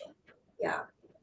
If I could show you the property in all like, if I could show you the property which is under your budget and the area which you like, would you like to book the appointment? Sure. Yeah. Of course, I would. Now, how are you gonna book that? Yeah. It's part 2 of the dialogue. Practice makes perfect, right? So don't worry. Like I put you on the spot. I'd rather put you on the spot where you're not making any money off this, right? But maybe tomorrow you have a situation where there's a buyer you could be talking to try to see to them. This experience here is going to make that experience a lot less daunting for you. So the more times you do it, the better. Recommend you guys partner up with people and just actually practice with each other. Stumble on your words, and you're going to stumble on your words. There's nothing wrong with that. Like the Blue Jay guys tonight, they're going to play. The amount of practice they've put in compared to the performance that they're going to see tonight is like unbelievable. Like I coached hockey players that made the NHL, and for every hour of game time, these guys were probably practicing at the NHL level 4, 5, 6 hours per 1 hour of playing time, and magnify that over their whole career as kids. Like so, don't worry about something. So if I could show you how I could find you your dream home in the least amount of time, would you be interested in hearing more about that? Yes. Great. When would be a good time to meet? Would tonight at 5 o'clock or would 7 o'clock work better? That's the commitment part. So you got the sharp angle close, if I could, would you?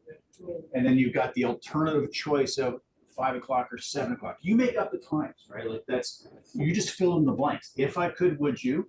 Fill those blanks in. When would be a good time? Would or, right? Fill in the blanks. Now you've got me for the appointment. And this is the CETO appointment. And that's where you're going to have this binder. On top of, we provide you guys for free, whether or not you know this or not. Yeah. Our design center, all you need to do is have a name.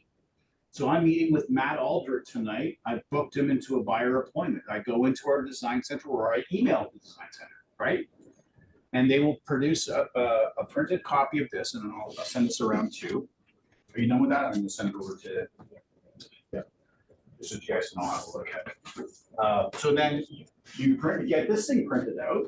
So now you've got a multi-pronged approach where you are presenting and giving something of value to these buyers that are coming into your appointment. Okay. So the first one is you're doing the APS. And of course, I mentioned to you, we're gonna build some conditions in there and terms in there. So now you're gonna want to share with them what some of those look like. So if you're selling, let's go for a condo. Anybody done a condo here yet? Sold a condo? No? We sold the condo. Yeah. You know. Okay. So you sold a condo. There's roughly 2, possibly 3 conditions that are staples that go into condos. Give me 2 of them. Status certificate. Yes. That's the big one. Status certificate, right? Which we, as buyers, we're going to put that condition in. The seller will then go to property management, produce one. Property management has up to how many days to produce one for us under the Condo Act? 10 days. 10 days. You remember that from school. So they have up to 10 days. Now, the good thing is today versus 20 years ago when I sold, most of it's all pushing a button electronic. So back in the day, like you would get these things 8 or 9 days later, which, you know, there's this whole cooling off period in their buyer's mind, like, oh, you know, it's a week later, they're maybe not as excited about that property, you know, but today it's a push of a button, you get the status. What's another big condition that we're going to see? Financing. Sure. Those are 2 big conditions we're going to see in a condo. You might have somebody that throws in a building inspection.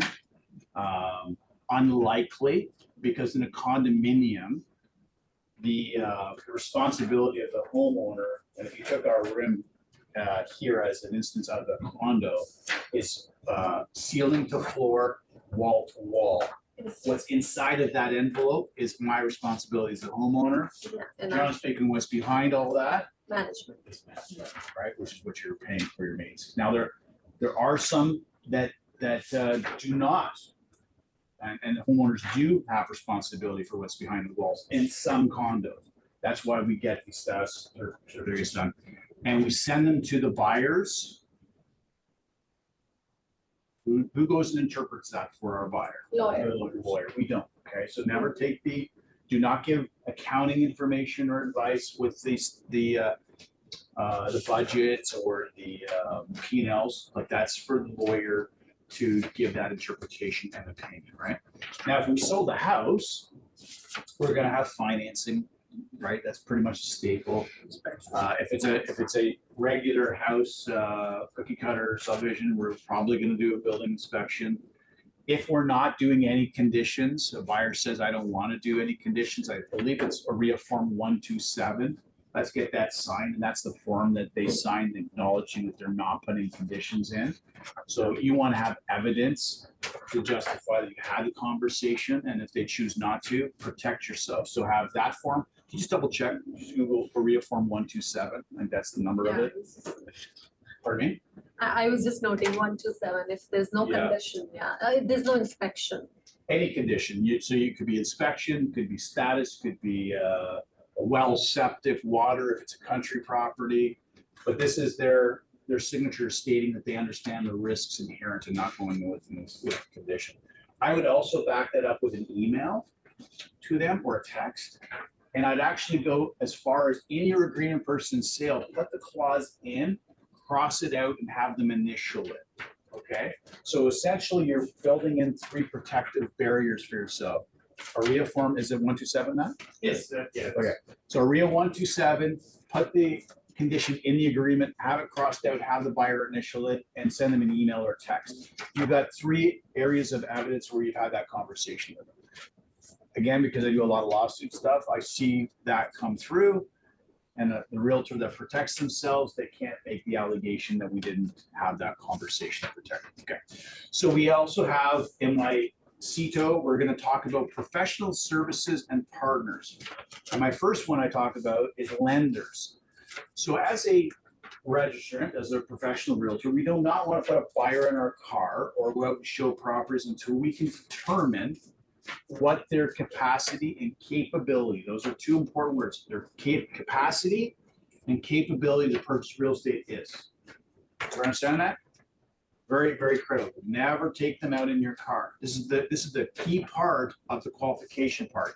Do they have the capability and capacity to buy real estate? That's where the lender, could be a bank, RBC bank guy, or it could be a mortgage broker, has done a qualification on their finances to determine what they're qualified to buy. Does that make sense? Never, ever go out. It's because Matt told me that, oh, I want to go buy $1 million house or $3 million house, Mike. Great, let's go. And I find out that Matt actually is unemployed. And of course he didn't get an inheritance of $3 million from his whatever. Like, so he doesn't have the financial capability capacity to buy. And you go run out with these dreams of collecting a 2.5% commission on a $3 million property where you can't buy. Make sense? So your lender, have a relationship with the lender, have multiple relationships with them. So I had relationships with RBC, TD, Scotiabank, CIBC, and BMO, the big 5 when I sold. And I had a mortgage broker as well. So I had 6 people that I knew and that I knew, liked, and trusted in their field, right? So if somebody was a RBC client, I didn't want to interfere with that client, because if it was a relationship, if it was a solid relationship, I wanted to build on that and bring in my relationships from RBC or TD or what have you. You're building value for yourself.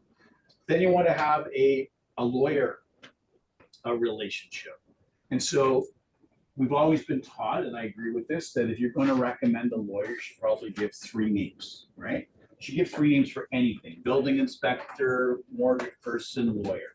But you want to have a good relationship with the lawyer, because some people don't have lawyers. So here's 3 names that I trust. Greg Guzak, John Smith, and Mary Jane, whatever it is, right? I say Greg Guzak because he's the guy that's assigned to us here in our broker. Again, you want to have that relationship where you know them, you like them, and you trust them, and that they're going to take care of your client. That client, the lawyer, of course, is going to deal with if they're a first-time buyer, right? So they're going to help with the first-time buyer stuff, as is the mortgage broker. They're going to do the land transfer, right? So the actual transfer of the deed. They're also going to do title insurance. So no home today gets sold without title insurance. right? So very, very important to get title insurance on property. Now you're gonna have a building inspector, you're gonna wanna have a relationship with, multiple ones as well, okay? So you're doing all this conversation with them at the CETO meeting, and I always advise you to bring them here into the office, especially if you don't know them. Don't go some spot because we don't know who they are. Remember Matt last week was a serial murderer? No, we don't want to go meet Matt, the serial murderer, okay? Then we're gonna want to compare and show them what the difference is with realtor.ca. Everybody has gone on realtor.ca. So realtor.ca, much better platform than 20 years ago, but it still is a limited vehicle. Why? Because it doesn't give you all the data that we get when we belong to an actual board, right? So for instance, you go on to Realm and you pick out 123 ABC Street, the depth of content you're getting from the listing is way more than what the consumer sees on realtor.ca. Would you agree with that? Okay. So have that conversation with them because that's value. Hey, listen, I'm going to be able to find out more about the property than you can just with realtor.ca, right? So there might be some things that you see on realtor.ca and I haven't sent you that listing. And why haven't I sent it to you? Because the minimal information they gave you here, I have more information and they didn't tell you that it was backing onto a railway track and you don't want to back onto a railway track, but I know it did here because they disclosed it in broker's remarks, right? So let them know that difference. Make sense? And then I finish off with next questions and next steps with them. And the next step is to try to get them to sign this thing called the right. You don't want to operate without with a signed buyer agency agreement with somebody. Now, not everybody wants to sign that at the CETO as well. I get that. I was maybe about a 50-50, maybe 40% success rate to get them to sign right then and there. But at that point, I've had them qualified. I know that they actually have the capability capacity to buy. And so I would do what I call, it's the let's make a deal close with them. So it'd be Shelley, look at, I want to work with you. Hopefully you want to work with me. We've gone through this session together. Hopefully you've learned a lot. You trust me, you like me, and want to work with me. And so in our industry, we have these things called buyer representation agreements. And essentially, they are exclusive agreements between myself and our brokerage and you. What does that mean? That means I'm going to work for you and your interest exclusively over and above my own interest, which is to earn a fee. So I actually put you before me in a fiduciary relationship. Do you understand that? Great.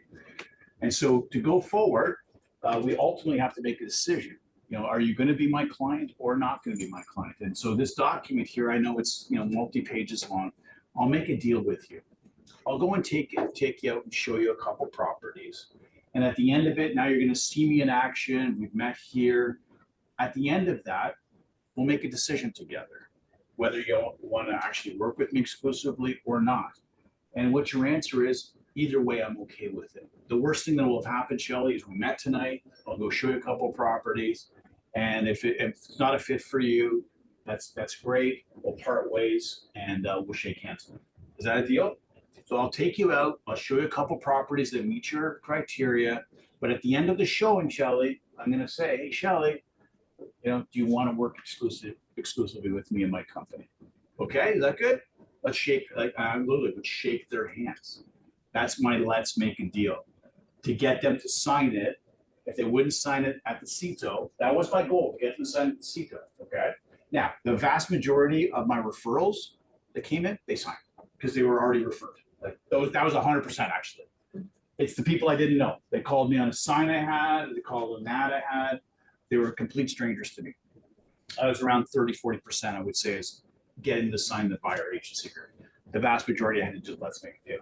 So I had to go out and do that. And I can tell you, only once in my entire career was I not able to get that document signed after doing a let's make a deal. I had a lady, elderly lady that just didn't want to sign it. She refused, but still wanted to work with me. Her name was Gladys. I'll never forget her name. She was a Scottish lady, had a very thick, brogue Scottish accent, and she just wouldn't sign it. And so I tried to close out her a couple of times, and she just was resisting, and I didn't want to go any further and have a confrontation or anything. So I said, listen, Gladys, we did that. Let's make a deal. Both of us even shook on it. Remember that? Yeah, I do, Michael. By the way, she said I was like her grandson. She threw that close at me. Like I'm like her grandson. Like, oh, as if I'm going to go work without being protected here. So I said, listen, Gladys, we made that deal, and if I was not to honor that deal, then how can you trust me honoring anything else I've said to you? So listen, I'll ask you one more time, and if it's no, that's fine. Remember I said we could part ways, shake hands, and I'll wish you all the best. But I'll ask you one more time, would you sign the agreement, autograph it for me, and we can work together? And she said, no, Mike. I said, okay, great, Gladys. And by the way, I never brought people in my car after an incident I had people follow me, or I had to leave that property. So I'll tell you the incident that happened where I made that decision as well. Not having companions in the car. So I said to Gladys, listen, Gladys, I was showing her condos that had security. I said, so just go to the security guard, they'll lift the gate up and turn right, turn left, and you'll get to where you need to go. And she's like looking at me all shocked and puzzled, couldn't believe that I was basically saying no to working with her. Because she promised me that no, there's nobody else, I'm only gonna work with you. She gave me all the answers that you're gonna get from people. Like, of course I'm gonna work with you, Mike, of course. And so I got out of my car, I waved at her. So I'm backing up, waved at her, put it in drive, waved at her again, went to the security. She's standing there, like with this puzzled look on her face, like stunned. And I got to the security guard, and I used to live in this building, so they knew who I was, and I did a lot of business there. And so I was talking to them, and I looked over my shoulder and waved. She's still standing there. And I said to her, the security guard, she's going to come out eventually, I guess, when she gets unstunned here. I just kind of tell her she got turn right, turn left, and whatever. And I did. I never saw that lady again in my life. But I made a vow and a commitment to never work with somebody after having that experience of coming home on a long weekend, working with somebody that went off and was the agent. I made a vow. Would that lady have bought, would Gladys have bought with me? Undeniably, the answer would be yes. I think she would have. I don't think she would have gone to work for somebody else. But once you crack your armor with something, that you say, I'm not going to drink, I'm not going to smoke, once you do it once, that vice, it's in you. Like it's easy to do it again and again and again. And I in my mind, I'm like, I'm not doing it, I can't do it. And that, by the way, system was in place for family and very close friends of mine too. If they didn't want to work with me under an agency agreement, I didn't work with them. And I chose not to work with a lot of family, quite frankly. I refer them out. You don't want to have, holiday gatherings to be a point of like tension in your house, right? So Gladys, she eventually obviously got in her car and left, but I never saw her again. Should call you. Oh, Mike, I have one question. See, as a new realtor, generally we are not working with, right now people around us who know us, they are still waiting, yeah. Maybe they're not making any transaction right now, or so it's all, unknown people. Maybe coming, I'll be very open, maybe coming from Facebook, yeah. But then if what I have so far experienced, I don't know about others, they are already working with multiple, and we are competing without buyer representation agreement, that if I'm able to bring something good for them which they like, then they're going to work with me. Otherwise they are keeping their options open, and everyone, like even if I've met 100 people so far in 7-8 months, 100 out of 90-95 are saying, I don't want to sign. If I like something, I will go ahead with you. So I don't know, like I really feel safe working when there's a buyer presentation agreement, because I'm spending my hours and hours and spending so much of energy. Yeah. Just answered your question. Yeah. Finally, I was waiting for it. Yeah, but then if I'm not, I'm not, taking that chance, then I am not getting any buyer, because I feel no one is ready to sign the buyer representation agreement. Well, if you are not putting a system in place like I'm teaching you, okay, why would somebody want to sign up with you? What value are you giving? What statement of your system are you giving to somebody? Like you're making a decision to run a business. And our industry has 70,000 different businesses operating, 70,000 in Trev, different business models. You choose what business model you want. If you want to operate the same business model as the vast majority of realtors out there, which is they will work with anybody and gamble like they're at a casino, that buyer is going to deal with them and buy with them when they're dealing with 15 other people or 20 other people or 30, like who knows? Do you really want to compete with that? No. And that's the person that doesn't respect you. That's true, but it's a reality, what you say. That's what. No different from 20 years ago. Yeah, exactly. What's your decision? Are you going to work with that person, or are you not going to work with that? What about the person? repeat customers? Yeah, those are gold. Everybody knows 2 or 3 people every year that's going to buy, sell real estate, right? So you want them to sign it again? Oh yeah. Every time you do an agreement with somebody, you need to get a new relationship with them. The buyer representation agreements, they end when they purchase something, right? And of course, they end at the term too, right? Yeah. They're fine. But if you enter into another purchase arrangement with them, then you got to get a new agreement with them. Yeah. Like it's literally making a decision, a firm, tough decision. I get it, 'cause you're newer and you want to work with every opportunity there is. And when I show you these surveys and stuff, we're talking about, in our industry, we call it bona fide buyers. You ever heard that term before? Bona fide buyers? Put that down, write that down. Bona fide buyers. Bona fide. BONAFIDE. If you haven't qualified them as a bona fide buyer, if they haven't taken an hour out of their schedule or 2 to come in and meet with you with the CITO to learn how you do your business and for you to learn about them, about their capability, capacity, and what are you spending even another moment of time with them? Next, please, next. Like honestly, you have to be that firm with people. But And serious you're not- buyers are. Yeah, and you're not losing. That's the other thing. Like we have a mindset of loss with these people. In my mind, you're gaining. You're gaining your freedom. You're not going to be, handcuffed to people that are handcuffing 10 or 15 or 20 other realtors. Like literally. And then that person is going to ultimately say, well, Shelley, thanks for showing me 50 homes and all that stuff. And okay, I'm going to put the offer in with you, but I want 50% of the commission back. That's what they'll do to you. That's what they're going to do to you. Yeah. Now, do you feel like you've been used?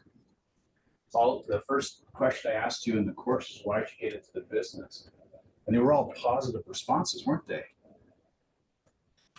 And I bet you one of those responses was not so that somebody can take 50% of my income from me or 75% of my income from me, right? I call it extortion, quite frankly. Like you did not get into business to be extorted, right?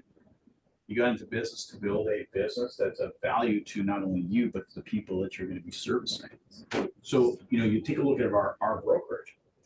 And today is an event with our leaders group. And those are our realtors that I think, what's leaders, Matt? Is it 250 plus? 250 plus.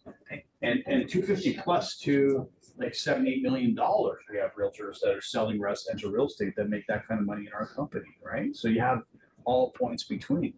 And I think we have probably around 400 of our realtors that are over $250,000.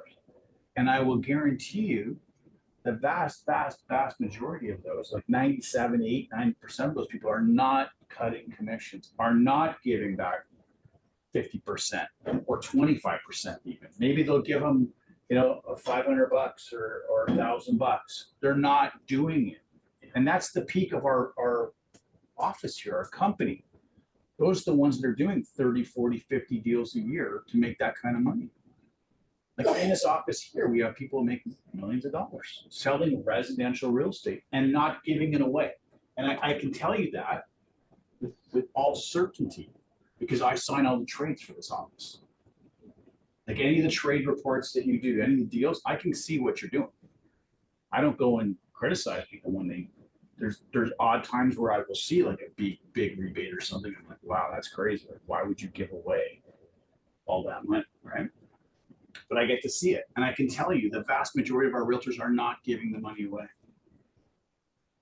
So you really have to take a firm stance on how you want to build that business. So start with all these things that we're giving you, all these seeds I'm giving you, right? If you don't have a buyer presentation manual, there's one right there. Matt gave you a copy. Take exactly what I've given you, or take what it is and make your own. I don't care, but put a system together so that when somebody calls you on Facebook, if you're doing Facebook ads, you deal with that lead systematically the same way every time. And you're going to build muscle, mental muscle on how to do that, right? But you got to start doing it now. Because if you don't, our business has one of the highest attrition rates in any profession. It's like 70 to 80% of people leave within 5 years. That's just the reality of real estate. So I don't want people to leave. I don't want them to leave at all. I want them to stay here and build a real foundational business. Okay. Where are we, Matt? I'm way behind. Oh my God. As long as you guys don't care. I love that. What do you mean? We care. You care? Yeah. Well, they care in a good way, not. Well, that's what I'm saying, like, No, care like to not watch a script. fine way. No. I mean, it's, No, you're Courtney, great, Mike. you are at the 2 hour mark and you're on slide 4, so. Okay, so let's go fast. But But I meant that not care. 40. I know you care, but I mean, 40. care that I go off on tangents. As long as you don't care, I go off on tangents. If you want me to stay on the book, okay. No, we don't care, but sometimes we have other things afterwards, so we can't Yes. eat here till 4 p.m. No, we're not gonna hear. We're gonna go fast. Well, my clicker's not working yet, Matt. That's me because I had the chat up, so that should work now. We'll zoom through a couple of these things. 15,000 home buyers surveyed 2 years after their purchase of a real estate. This is real estate. It's done by NAR. So 15,000 home buyers surveyed. 94% were very satisfied with their realtor service. Congratulations. We're all good at that. Remember I told you short-term, medium, long-term, and I told you guys were very successful. That's because of that survey right there. I know that. But 36% could not remember their realtor's name. Never. They surveyed 2 years after the sale. After. That's shocking, wouldn't you say? Like 1/3 of them couldn't remember their realtor's name. Holy cow. That means they haven't stayed in touch with them, right? But 88% would use or refer their realtor. So what's the moral of the story? Stay in touch, follow up with systems that regulate this in your business. It is all about staying in touch, communicating. But you have to weed and feed. Write that down. Weed and feed your business. So these Facebook ads we're getting out there, people calling you, weed those ones that are not going to come and bloom out to a next plant. Get rid of them and keep feeding. Weed, feed. And this Facebook system, there's probably lots of people playing in that space. So that means you're bumping into a lot of other realtors. The quicker you weed the weeds out, the better. You know, we don't want dandelions, right? In our relationship database, right? We want roses. Yeah, exactly, right? Exactly. It's a numbers game. Matt, it's not going again. Maybe it's a battery. Yeah, maybe. Okay, this is just a reminder from last week. The 6 C's of business, but the first one is systems paramount, effective, efficient to manage your business. Remember, we went through the A+, A, B, C, and D for delete into the garbage, right? So critical. And then the 6 C's are the, contact, communicate, convert, contract, caching, and chart, which we talked about extensively last week.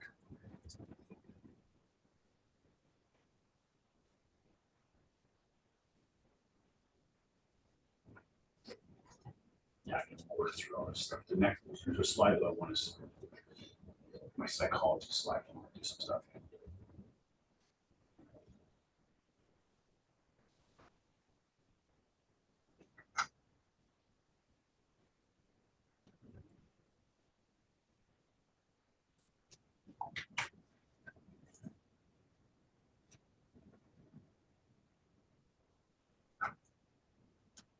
Good. Okay.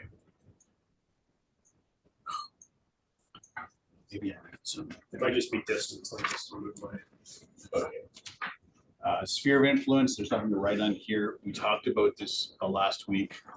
Lead generation, sphere of relationships, that is your core business. I'm telling you, if you can build 78% of your database of relationships through that business model, you're gonna have a long-term successful business. Those realtors I talked about that are leaders, and we have a champions group too, by the way. That's what's 70 to 250. 70 to 250, and we have a whole bunch of those people in our company too, right? So I think 70 is the entry level for awards or the page or thereabouts. So that's kind of, I think, the cutoff how we do it here too. The vast majority of our realtors in those two categories, their business comes from the relationships they have, not strangers. Okay. Proactive open houses, a proactive open house, and as a newer realtor, I used to do that as well. A lot of open houses. Not just show up for the open house, but do the research. Go and show the properties and look at the properties in the area that are for sale to the competitors. Have some rate sheets for them. If they put 5% down, 10%, 15, 20%, what does that look like from a monthly payment standpoint? I used to go and invite the neighbors beforehand to I call it the VIP open house, right? So if my open house started at 1 o'clock, I would invite the neighbors to come over between 11 and for the VIP open house, right? I gave away stuff like wine, bottles of wine, sign up for, the annual giveaway of whatever, it could be, one year I did a cruise. I didn't pay for the cruise, it was free, it was donated, but I had to promote the cruise guy to do it. It was a very basic cruise, but still, it was like, I want your name, I want the legitimate name, and I'll be in touch with you, right? And put you on my list of relationships to stay in touch with. And at the end of the year, somebody won it.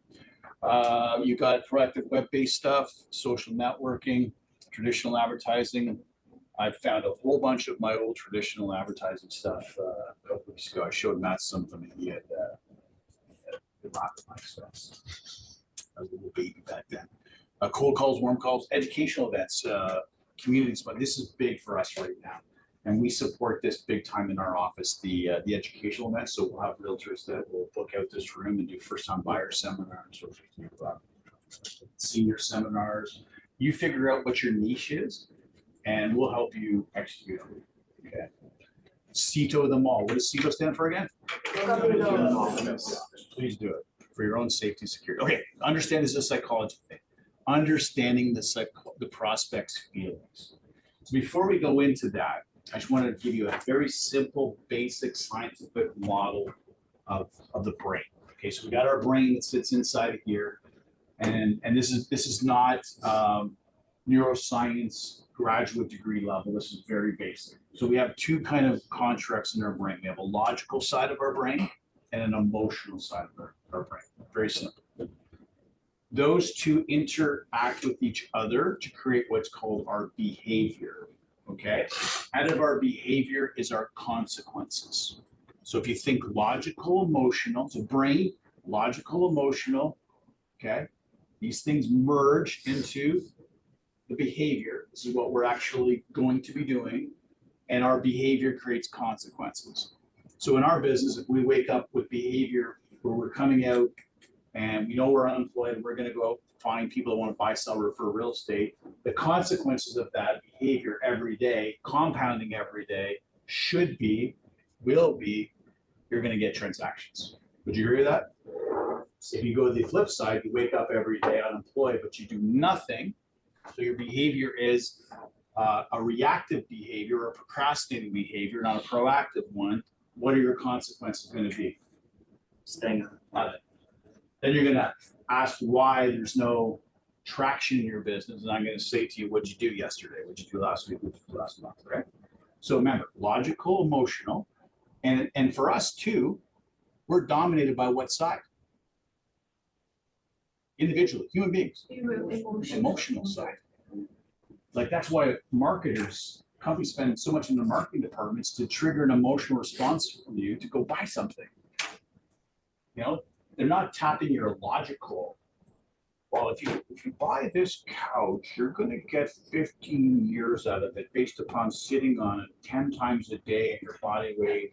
They're not going to do that, right? They're going to say, this couch is going to fit into your room. It's going to whatever. They're gonna give you the dream. They're gonna have handsome people, you know, lounging on it, big party. Like that's how they're selling it to you on emotion, a dream, not the logical usage you have about it, right? And we're regulated the same way. But if you wake up every day with the right behavior in our business, go find someone who wants to buy, sell, refer real estate, have conversations.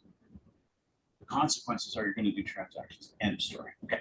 So understanding the prospect's feelings. I actually asked this question last week. What is the greatest destroyer of sales? Fear. So that's your first answer. I think, Matt, you can write those in, can't you? Yes. Okay. Is it fear? It's fear. That's top. Right. Up there. Your prospect is initially afraid of Decisions. close you, like us individually. They're afraid of you. Put yourself in their shoes. You're going somewhere, you're going to a car dealership for the first time. Would you be a little bit fearful of the person you're going to be interacting with? Natural, right? So they have a natural aversion to you right off the bat if you're a stranger to them. So this is not a referral, this is a stranger. Okay? Stranger danger. We teach that to our kids, okay?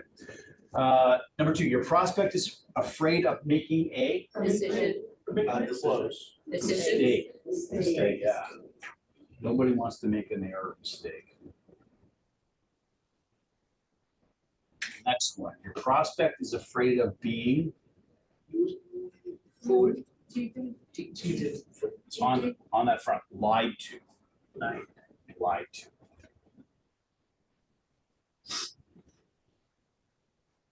Number four, your prospect is afraid of Being cheated, Committed again.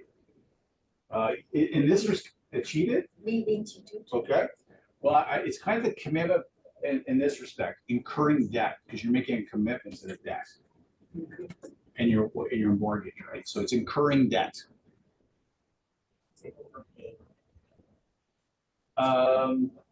Yeah. Right. That. Yeah. Yeah. We enter into the mortgage, right? Yeah.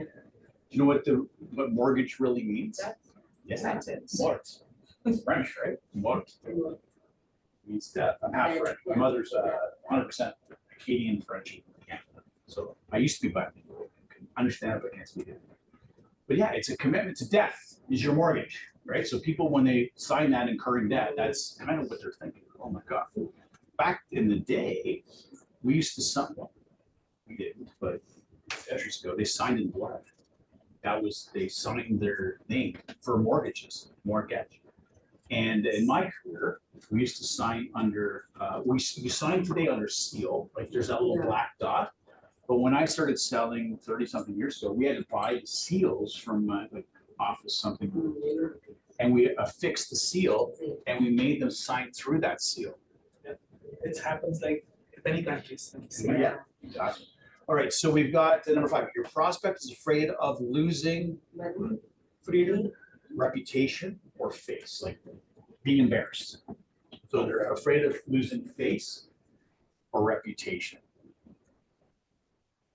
So they go and buy this property and then they go back to brag about that to their friends at work, and their friends at work start making fun of them, like you're so they're afraid of making that kind of reputational mistake. Your prospect is afraid of the unknown. This is why I have my buyer presentation at CETO. I make the unknown known to them at that first meeting.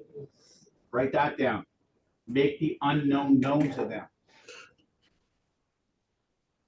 Number seven, your prospect's fear is based on bad Experiences.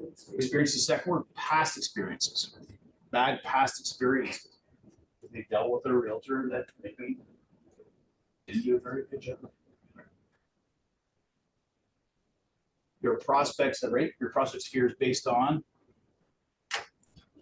stereotypes or prejudices.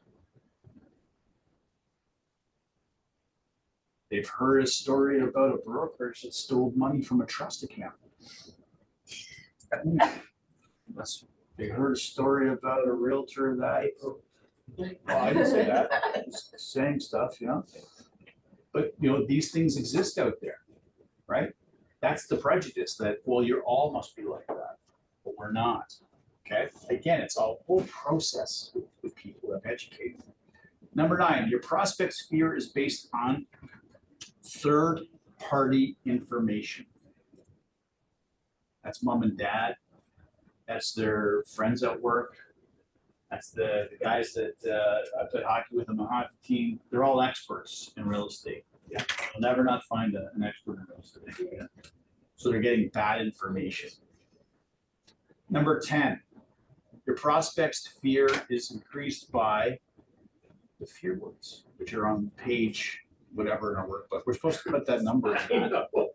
I know, it's always the one thing I always don't go back and actually put in. I just leave it as a group activity. Now we get to go back and find what page it's on. Is that what it is? So that's on page 19. So if you just write page 19 on the bottom there, those are those. Okay. All right, next one. We're gonna zoom through this stuff. Can I go through it, Matt? Am I good to remove this? Yeah, everybody got it? Okay. Clear all. Close. And next. Just imagine you are an actor and you're performing every day in this play called real estate. And you're being watched and observed constantly for that chink in your armor, for that not knowing your dialogue, not knowing your profession. And people will be able to pick up on that. That's why it's so important to practice. I call PDR, practice, drill, and rehearse. Practice, drill, and rehearse your profession. Matt gave you last week or Monday all those Floyd Wickman dialogues. I gave everyone access yesterday, Okay. so they should have gotten the share notification. Okay. So please, I'm going to ask you this. I'm going to beg you to listen to the Floyd Wickman stuff. This is what I was trained on in 1994. It's called the Sweat House Program. It's the foundation of what I created in my business. This dialogue today, that's the if I could, would use. That's the sure things, you know, all these little dialogues, and they're all real estate specific. Set aside time. Did you get the video ones to them too? Yeah, the folder has both the audio and the videos. Start with either one, whatever you feel more comfortable with. I have realtors that have downloaded and put it on their apps or something, and they can listen to it in their cars.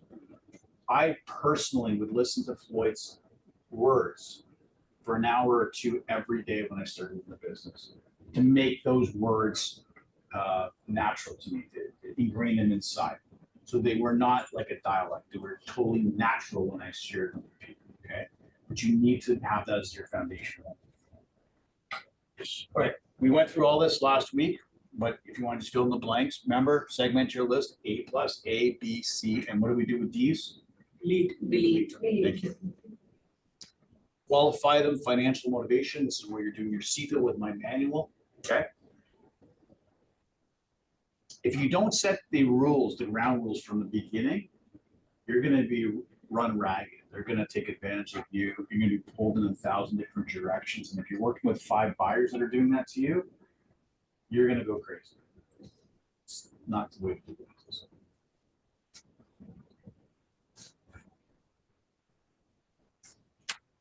We're all good? Yeah. 1, 2, 3, 4, 5, 6, 7, 8, 9, 10 drawn. All right, open house. Attend with another realtor. Host colleagues open house. We talked about that. I really have talked about this a few times with you. The safety and security part of doing open houses. I really think you need to, if you're going to do them by yourself, have somebody that you're checking in with every maybe half an hour, just maybe by text or by phone or email. I'm not trying to scare anybody, but I do want people to understand that this world that we live in can be dangerous at times, and we're vulnerable when we're in the house.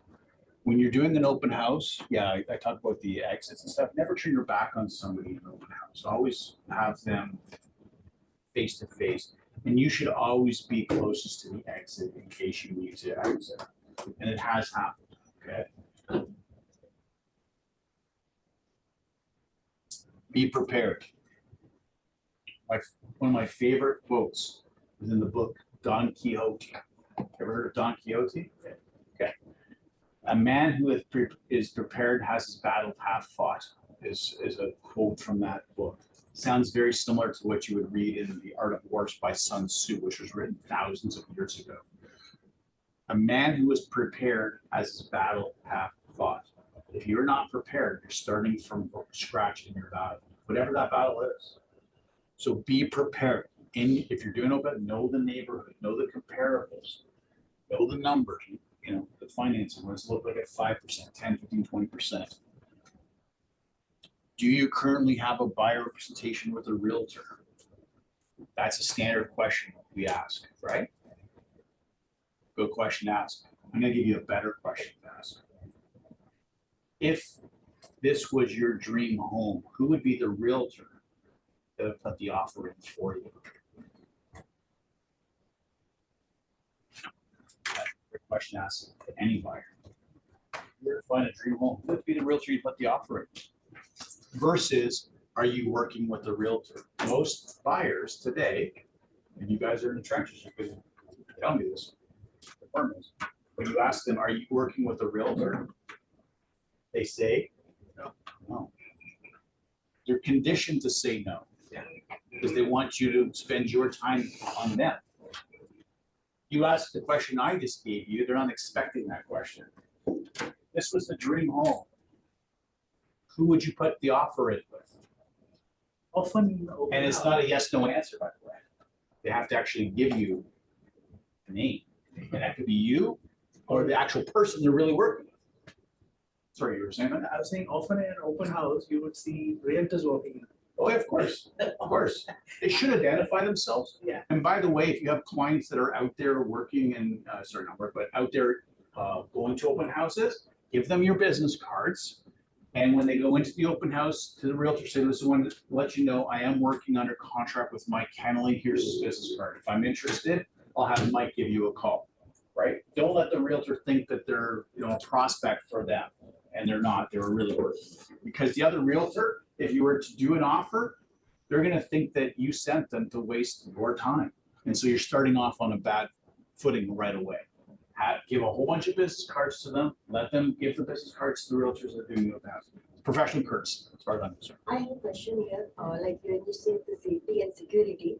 So like if you host an open house and if someone from a family come with you to just help you or just for the safety or security purpose, does it look like a formal or it doesn't look good actually? Because I have attended some prep meet, like some meetings and they say they have like someone from their family goes with them with the open house. So You as a realtor, like say, bring your husband with you? yeah, someone from the family. Yeah, they are saying they will take their husband or their son or. So confirm it with the seller. Get the seller to agree that you can have somebody like your husband who's unlicensed to come there.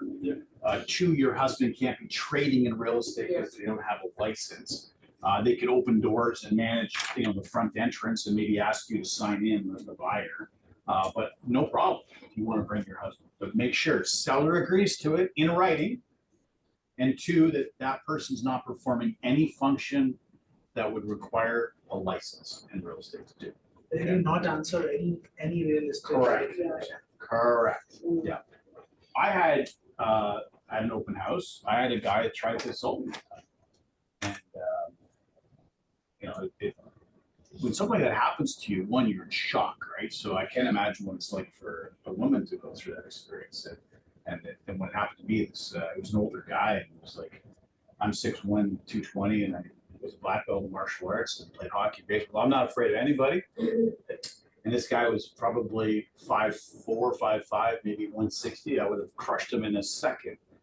But the fact that incident happened, like when you're going through your adrenaline's going, right? But after you reflect upon it, you think, holy cow, like a lot of things what if the guy had a knife? What if the guy had a gun? Like, you don't think those things at the time, but when you're reflecting on it afterwards. And that's when I was like, well, how could I have protected myself? And I was not at the exit. I was in the basement, and I was, so if, let's say this guy pulled a knife on me or a gun, like I'm not that I could outrun a gun if I was, to the exit quicker, but I would have a better chance. Anyways, I was in front of the fireplace, that was in the basement, wood burning fireplace, and I saw the peripheral vision, the fire poker, so I grabbed that and scared the living guitar of this guy, and he ran out of the house, but he was ready to assault me. To go through that, I can't imagine what a woman would. So please, for me, if you are doing open houses, just any of us, women or men, protect yourself. There's no commission worth your safety security, okay? That's my public service. We had one of our realtors murdered a couple years ago, right? Yeah. So, by her husband now, so it wasn't in the trade of real estate, but these things do happen, right? Yeah, I went to an open house, I did an open house and discovered there are 2 levels below, there was another room, a secret room kind of. I can't believe straight out of Conjuring, like at the door. Yeah. When you're showing properties, always let them go into the room first, right? Like, there you go. Put your hand out, go into the room. Don't go in. Don't ever be blocked from the exits. Just saying, okay? I don't want to scare you, but you have to be mindful of these things today. So what I've noticed when I've been to open houses, the realtor stays on the main level and they let them go to. So the you shouldn't do that. You should be attending with people who are coming into the open house. You should be there. Now, you don't have to be on top of them like glue, but you should be there. Like, you're tasked to maintain the safety, security of the house as well, right? And that's why you should always probably have a partner that goes there with you. Yeah, because then there are times when 2 or 3 families are there together, so you cannot be with Yeah, it's everyone. So they also. wait in the entryway before they go through the house, right? Or you lock the door and say, listen, I'm attending to a visit right now, should be 5 or 10 minutes, and you're next in line, I'll bring you in. It's not a free-for-all. It's a privilege for them to be there at the open house, okay? And here in Mississauga, there's lots of examples of people that have stolen things. They've come in and they're criminals. They distract you, right? So it's a husband and a wife shows up and they brought their kid with them. So the wife and the kid distract the realtor and the husband goes and steals things. There was a case in Clarkson where a lot of very high-end artwork, the side of that thing, walked out of a house, like big artwork. That's crazy. Wow. Yeah. Distraction. So I was in class. You heard that story? I was saying. It happened about when I was in class. 10 years ago. They scooped out a whole bunch of artwork that was worth hundreds and hundreds of thousands of dollars by a distraction method. It happens, right? Now, Oh my gosh, that realtor who was hosting that open house. right? The realtor needs to pay, right? Because Insurance. Insurance. Well, we don't have insurance for that. But Oh, our insurance covers a thing called errors and omissions, not willful stupidity, right? So no, you need to manage that open house and the people coming in. And if they think it's disrespectful to wait in the hallway or outside, then go to the next open house then. Yeah. Sorry, it's a privilege for you to come to this house and I'm managing it on behalf of the seller. How would you like me to have a free-for-all at your house and let anybody in off the street? Right? Sorry, I'm not doing that. especially it's a problem with the house which has too many things. It's a more empty house that's easier. 100%. Like for sellers, you make sure that you make them aware of that, because sometimes these buyers will show back up, these people going through it, and they'll knock on the door at 6 o'clock at night, you're gone, and they'll rip into you for not letting them through. Well, you've already coached your seller. I am protecting your house. I'm not letting anybody off the street walk in. So I'm going to have an assembly line, like a deli counter. Here's ticket number 1, 2, 3, and you're going to wait outside in the lawn or in the front entranceway. Front entranceway if I've got a partner with me, right? And that's the person that's just interacts. It's your husband, for instance, but they're not trading. They're not saying real estate stuff. And your seller knows that. So when the person knocks on the door to complain about you later that night, your seller's like, well, that's exactly what I instructed my realtor to do. So thank you for confirming that my realtor's doing their job. Good day, sir. Right? And I share that story with you because that did happen to me. Right? The problem is sometimes during an open house, it actually happened last week. An open house, the realtor had also booked a showing at the same time. By the way, the CETO with my sellers with listings, so I have my sign out there, right? So I'd get sign calls from buyers that want to just go see it. Like, Mike, drop everything you're doing and go show me the house. No. Why? Because I've already discussed this with my seller. Like, I'm gonna get calls like that. I don't know who these people are.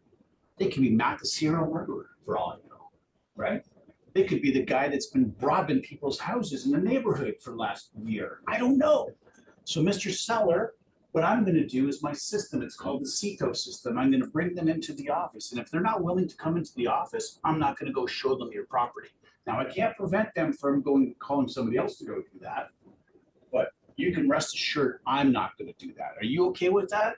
Of course I am. Perfect. I love that. That's fantastic. And has that happened to me where a buyer refused to come in to meet with me? I don't want to go show my $3 million listing or $2 million listing or $500,000 condo to somebody that doesn't have a capability capacity to buy. And I've said, no, not doing it. Come into the office. Let me meet with you. And then we'll go from there. I've had buyers that get so pissed off about that they've gone and knocked on the door of my homeowners to complain about me. And what did my homeowners say? Because they've already been coached by me. Yeah, well, thank God Mike did that. Mike, I told Mike I wanted him to, so he did his job. Thanks for confirming, right? And I would tell myself, tell him that. Thanks for confirming that my realtor's doing their job. Maybe give him a call and meet with him and get qualified and come see my house. It does happen, okay? Internet, I think you guys filled all that stuff in, good. Networking, get involved, individualized activities. For me, I was sports all day long. How can you not know?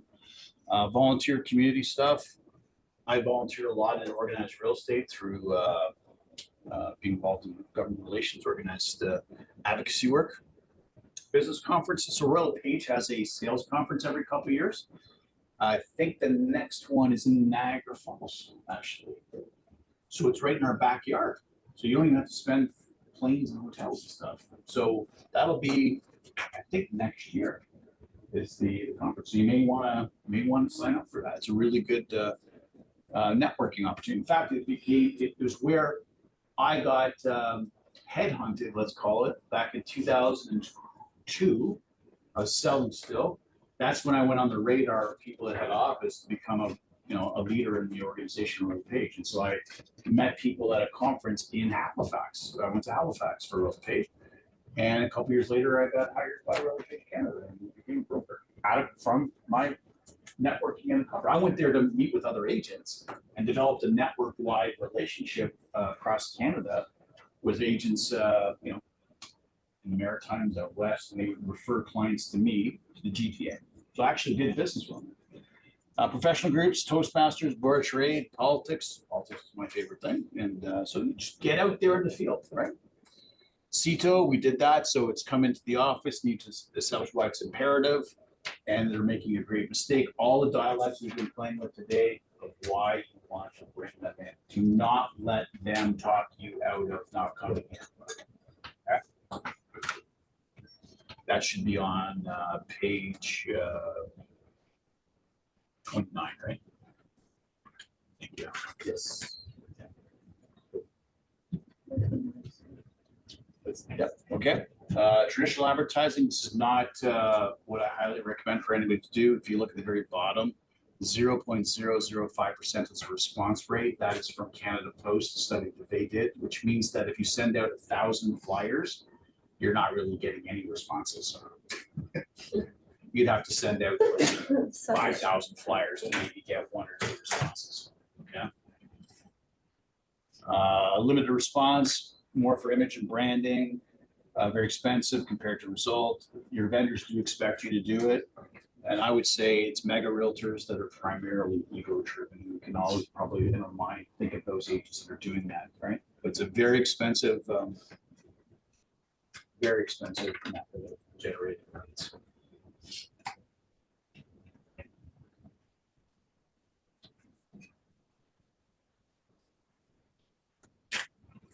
We're almost done.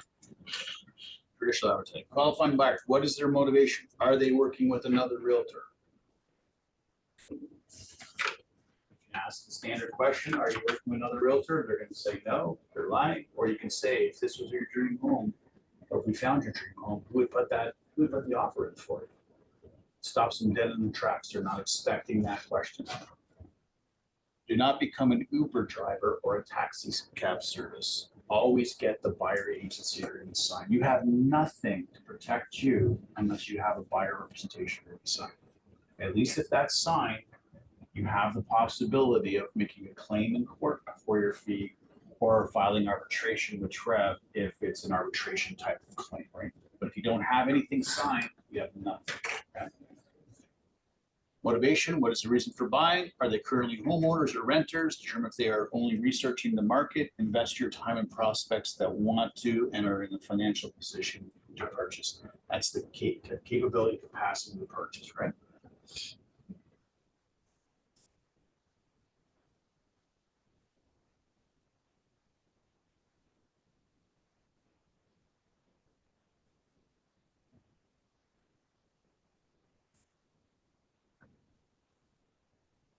Okay.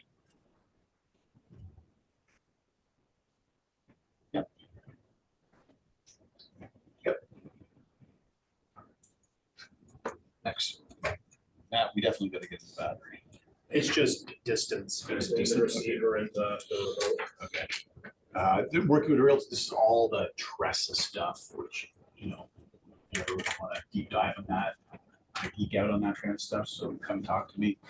In fact, those of you that are in the office or in the room, if you come to my office, I'll give you my Tressa workbook.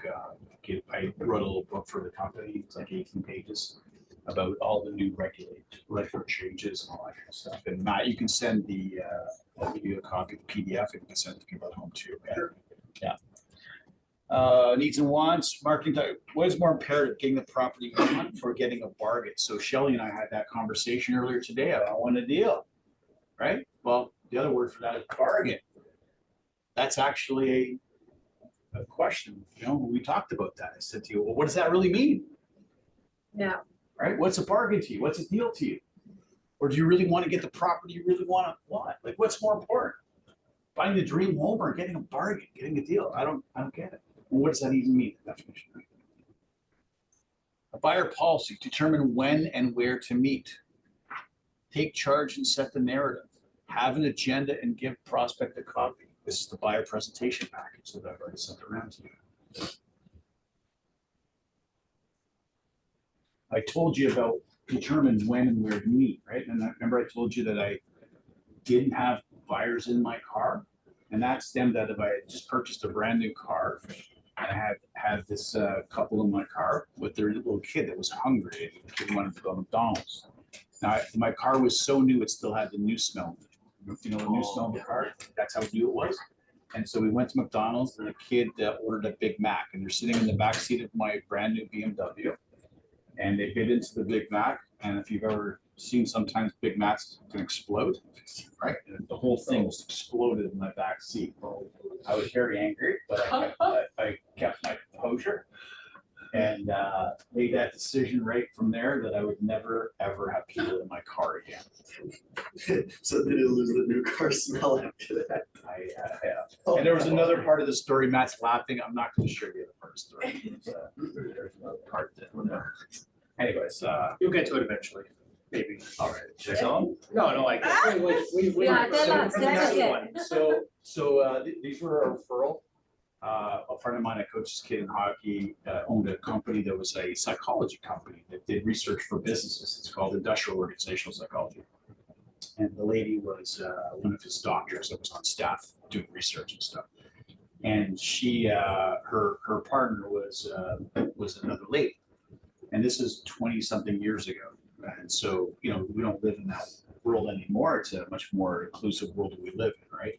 And I had no issues with anybody's proclivities that I never have, never will. I don't see color, I don't see age, I don't see religion, I don't see gender. I just see a human being, right? I see your spirit, you're good or bad. That's how I make it. That's how I make a call on a person. I don't care about all the rest of it.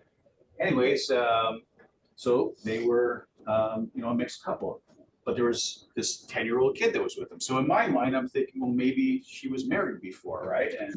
And so to change the conversation from all the Big Mac sauce I said to the little girl, like, oh, it's okay, don't worry about it. That's all right, we'll clean it up, we'll get to it. And I don't know how this ever came out of my mouth, but it did. I said something about her dad. I said, oh, does your dad have a car like this? And how's your, like I said something to that effect, right? And the two women like clenched up a bit. I'm like, oh shoot, what did I just do? Right? Your dad's dead. And that's the first thing I'm thinking in my mind. Nope, it wasn't that. She was conceived in a test tube. And at 10 years old, this 10-year-old gave me the whole story about how that happened. And I'm sitting there, I am dying inside. I put my foot in my mouth, and like I said, I've made mistakes over my career. I am not perfect. That was one of my not perfect moments. Out of genuine kindness, though. I was not doing this in a malicious at all. No, Sometimes right? it happens. I was just trying to change the, because I saw all this Big Mac sauce. It's basically like Thousand Island dressing, right? Yeah. That's what is all in the back of my. No, this kid though gives me a scientific account of how that all works, and I'm just dying inside. So the two ladies were letting this. They were enjoying seeing me sweat, right? And afterwards, they're like, that was the funniest thing they'd ever seen. We knew your heart's in the right spot, and they bought a property in Lauren Park, actually. And It was worth it, yeah. What? It was worth it, yeah. Yeah, well, I was mortified. I thought I like, oh my God, I just ruined this relationship here. The guy who coaches kid. No, because it's where I was coming from when it was in a kind spot, right? But so I made the decision, not because of that story, but the Big Mac thing. I was never going to have buyers with me, so I always had buyers meet me at properties. Back then too, we did not have Waze. I had like the map art book or Pearlie's. You ever heard of that? And so you'd go into an area where you didn't know it. I'd have it all mapped out so that I knew exactly where I was going. Did I tell you I got lost last week? Yeah. That was brutal too, like getting lost in the country. And then I told you I stumbled upon the tourist bureau. Did I tell you that's how I? No. So ultimately, we found the tourist bureau up in Malacron. That's where we were, like way up north, like north of Shelburne. And we pulled into the tourist bureau so I could get reoriented. Where the hell am I? And we were so far away from where we had to be. It was unbelievable. But anyways, you choose if you want them in your car or not, or you have them meet you. Having them meet you there, you can make an escape. It's a lot easier instead of bringing them back to your office, right? Contact systems, establish frequency contact. What's the method? In-person, phone, email, text, or mail. It's just basic stuff. Basic stuff. That's on page 32.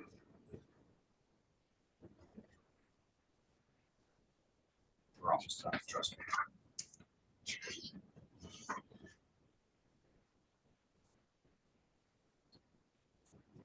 I got one more scope testing question. One more book up for grabs today.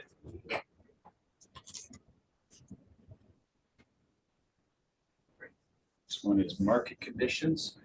We're firmly in a buyer's market condition for the vast majority of what marketplaces exist out there.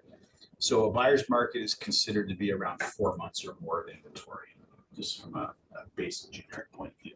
Seller's market, buyers exceed supply. That if you go back into 2001, that whole hyped up market into the beginning of 2022 before the interest rates started to be dropped. That was probably in my entire career the highest percentage of seller's market that I've ever experienced. I don't think we'd ever go back to something like that, quite frankly. And the inventory says 2 months or less for sellers. At that time, the inventory was like 8 days, 9 days. That's how crazy it was, right? So, I mean, it's a week of inventory, which is insane for a city the size of Toronto, right? Showing property, know your neighborhood stats, inspect all properties you're showing if you have the opportunity and time, right? So if you're going to go show a property, if you have the time, go and inspect it before you go show it, okay? Be familiar with comparables, be early and appropriate attire. Remember, I had a little feedback form as well. Yeah. So as much as today I put on my Blue Jays jersey for you and stuff, I probably wouldn't go show properties in a Blue Jay. Like I wouldn't go dressed like this, okay? So this is a special occasion.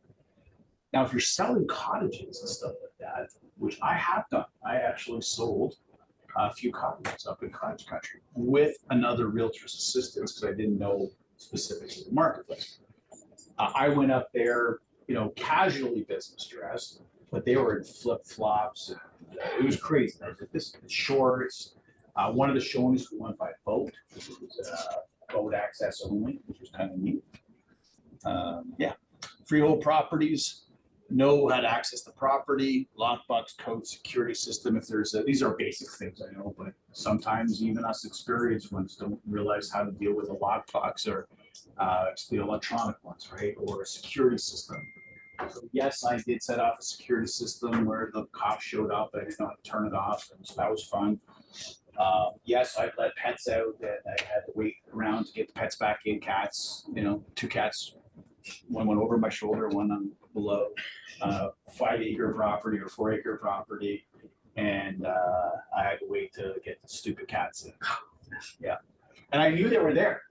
Like it was the warning was there. Don't let the cats out. Okay, so I opened the door and I saw the 2 cats in the hallway.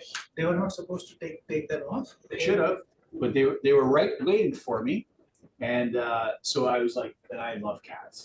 I've got cats, I've got dogs. And I was like, okay, stay there. And these cats were like sinister cats. And they came running at me. I was unafraid of them. And one leaped over my shoulder and one went through my legs at the same time. And I'm like, jeez. And they went off. And it took me an hour or so to get them back into the house. Just saying, it's fun times. Stay with your buyers at all times. Leave properties you found. So if the lights are all on in the house, don't go and turn them off. Leave them on. Right? That's how they left their house. Leave it that way. I always said, tell them. If they were on when you walked in, leave them That's why I on. didn't get Well, the other realtor. Yeah. If the lights are on, please leave the lights on. Don't do that.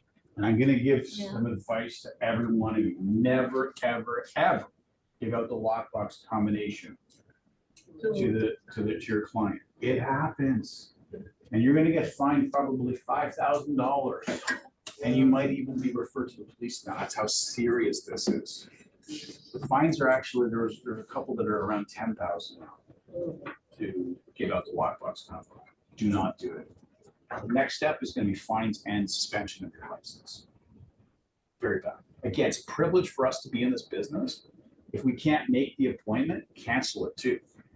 Cancel it before the appointment expires, because that's gonna cost you between $2,000 and $5,000 too. So let's say if I booked it for 1 p.m. and I'm trying to reach there and it's already 1:25, 1:28, can I cancel it? Was your appointment from 1 to 2? Yeah. Yeah, so you're Or if within, it's 1 to 1:30, then? well, if it's 1 to 1:30 and you're calling at 1:25, you're within the time period. But if you know you're gonna be late and not there at 1:10, call at 1:10 and cancel the appointment, right? The sooner you can cancel that appointment, the better. Just remember, the seller may be leaving the house, they may have kids, they may have dogs, like, it's an inconvenience for them. And you not showing up is gonna really tick them off. They're gonna call their realtor, tear into their realtors, then gonna call you and tear into you. And you're gonna say, oh, I'm sorry, I shoulda, coulda, woulda, whatever, it's traffic, you're gonna make up whatever excuse, they don't care. As long as you can communicate to them that you're not coming at the earliest practical opportunity, the better, right? But definitely not afterwards. They can complain to Rico and to Trev. So you can get 2 fines actually. Not fun. I had the other experience where one of the walk-ins, they told me, can you stay beyond 3 p.m.? I'll get my brother. Now that was a tricky one. For an open house? And So I I would said, call the, I said, no. Yeah. And I said, if you can, before, because the owner would have be coming back and Sure. they have other things. So that's what I was gonna say, check with the owner. Yeah. If you're the realtor for them and you're not doing it for somebody else, and you know your wait for owner. someone else. Hey, listen, John, it's is it okay if I stick around an extra half an hour? Confirm, because they may have something scheduled, right? That's for sure. Okay, come on, there we go. condos, know how to show a condo. Again, it's basic, but still, if you're not doing condos all the time and you're going to do one, know where the amenities are. It's a lifestyle choice for people. They want to know where these things are and try to get access to these things. So if there's special fobs, which usually there are for the weight room and for the pool room, stuff like that, but know where everything is. I tell you, one of the funniest experiences I ever had showing a property in a condo, one that I had lived in as well.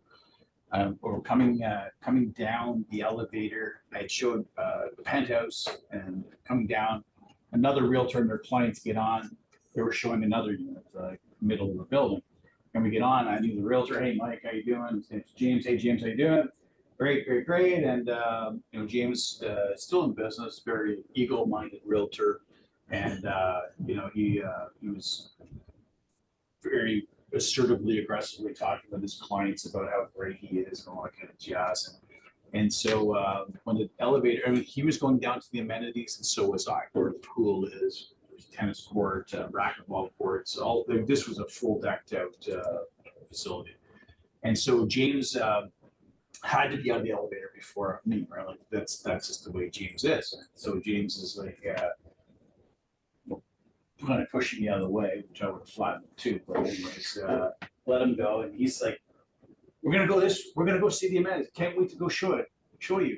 And this building was two buildings tied by the amenities, right? So two towers with all the shared amenities, right? So he comes out of the elevator, storms out of the elevator, like, we're gonna beat you. And he turned left. Didn't realize we were in the tower where you had to turn right to go to the amenities. He turns left and he goes through the doors. Now remember, I lived in this condo. The doors he went through, locked. Couldn't get back in without the parking fob, which he did not have because they don't give you the parking fob at that building. And so I said to my clients, they go, yeah, this is what, you know, I know him. This is what some realtors are like. Just out of courtesy for his own clients, I'm gonna wait beside the door because he doesn't realize he just went into the parking, not to the pool, not to the racquetball club, not to the. They're gonna be stuck there, and just for the sake of his clients, I don't want them to suffer, right? And they're like, oh, okay, no problem. Literally, like a minute or two later, my buddy James hammering on the door, and I opened up. Hello. This is what he said. Oh, they must have changed the location of the amenities. His clients were standing behind them, and they're like, they just head and jam. I go, that's right, James. They moved the entire thing from there to there. You're right. I said, listen, I used to live here. I know this building like the back. Why don't you guys follow with me, and all of us can tour this together. You saved them a little funniest. embarrassed. What's that? You saved them a little embarrassed. Right. But his clients, they held their heads. But know where the condos are. People are buying because of the lifestyle in there. So if there is security, where's security? The weight room, the pool, the this, that. Know where that stuff is, okay? Realtor safety, we talked about this heavily. Have a check-in with somebody if you have to, right? Like every 15 minutes, half an hour, check in with somebody, but safety, safety, safety. And is that my last slide, Matt? No, after showing there. Pretty close. After showing, what did they feel about the home? What did they think about the home? Have them fill that survey out. You want that survey in your files. It's going to narrow down their likes and their dislikes. Always have something to follow up with them later at the end of the showing if they're not ready to purchase that property, right? So maybe it's something that you saw in the house, and maybe that house to you looked like it could have been a grow up one day, right? So because why? Because there's some new concrete in the basement where they may have cut into the concrete to access the hydro, right? So listen, Shelley, I think this might have been a grow house. And I know you're not interested, but I'm just going to check it out. I'll give you a call back to confirm that, okay, that was a grow up. I'll call you tomorrow, okay? Great. So you always have a reason to call them back. Okay. Buyer consultation. This is on page 35. This is just something for you, if you're looking for questions to ask. I gave you a bunch last week as well. Here's another form that you can use at handy, like at your desk at home or here in the office, of questions to ask a buyer, okay? And I think we've got we showed you that, and these are just scripts, so I'm not gonna go through them one for one, but these are scripts from page 37, 38, 39, and I believe 40, right? Okay, so the last thing we're gonna finish off on here, I believe, yes. I just want to share with you, because I deal with this on a weekly basis, and this is a serious matter. It's about deposits. We're going to finish off on that, and then I'll give you one question for both. What happens when a deposit is not delivered? So we're working for the buyer. When we put our APS together, we're putting in a deposit number. Let's, for argument's sake, we're putting in $30,000. Okay. There's three options there, right? Herewith, upon acceptance, or as otherwise described. Now let's define what those look like. What does herewith mean? Yes, it's like you put the offer at the same time. I got a check in my hand, right? Okay. What does upon acceptance mean according to the agreement of purchase and sale? 24 hours after the offer is accepted. 24 hours after acceptance. Okay. So I accept the offer on Christmas Day. When does the check come in 24 hours? 26. 27th. Okay, that's good. 27th. December. That's good, but that's wrong. Yeah. 26. 24 hours. Yeah, 24 hours. I accepted on 25th, Christmas Day. It's a statutory holiday. And you're saying the 27th. The actual date is the 26th. Sure, we said Boxing Day, so that's 26th. If it was 24, then it would be 26. 24 hours means 24 hours. This is where we get burned as realtors. We think because there was a holiday there, or it was a Saturday or a Sunday, that we actually don't count those as 24 hours. Those calendar days. It's a calendar day. 24 hours is 24 hours. Does not mean Saturday, Sunday is excluded or holidays are excluded. Okay? The other option is as otherwise described. I'm sharing this with you because I deal with this at least once a week in the whole company about deposit not being delayed. And the default on your systems, like your offer systems, is upon acceptance. That's the default that they put in there for you, right? So if you can't get your check, your deposit within 24 hours, what is the what's those ones? Or is it called Orange or something? One of those banks that's really not a bank. It takes. Oh, there's a bunch of Yeah, but them. what's it called? There's a bunch of them. There's a bunch of them, right? Yeah. Where they can't even turn around a bank draft for you in 24 hours. Yeah. And the color of their logo is orange. I forget the name of it. Anyways, there's a bunch of them. So if you know that, you're going to learn that, of course, in your CETO, right? When you're going through the financial part, like we're going to need a deposit. Where do you bank? Well, I bank at RBC. Okay, chances are you're going to be able to get a bank draft immediately. But if they are with one of these, fly-by-night kind of operations, it's going to take 2 or 3 days. Well, don't go put upon acceptance, because if you don't deliver the check within 24 hours. So right now, it's 1:40 p.m. We just did a confirmation of acceptance.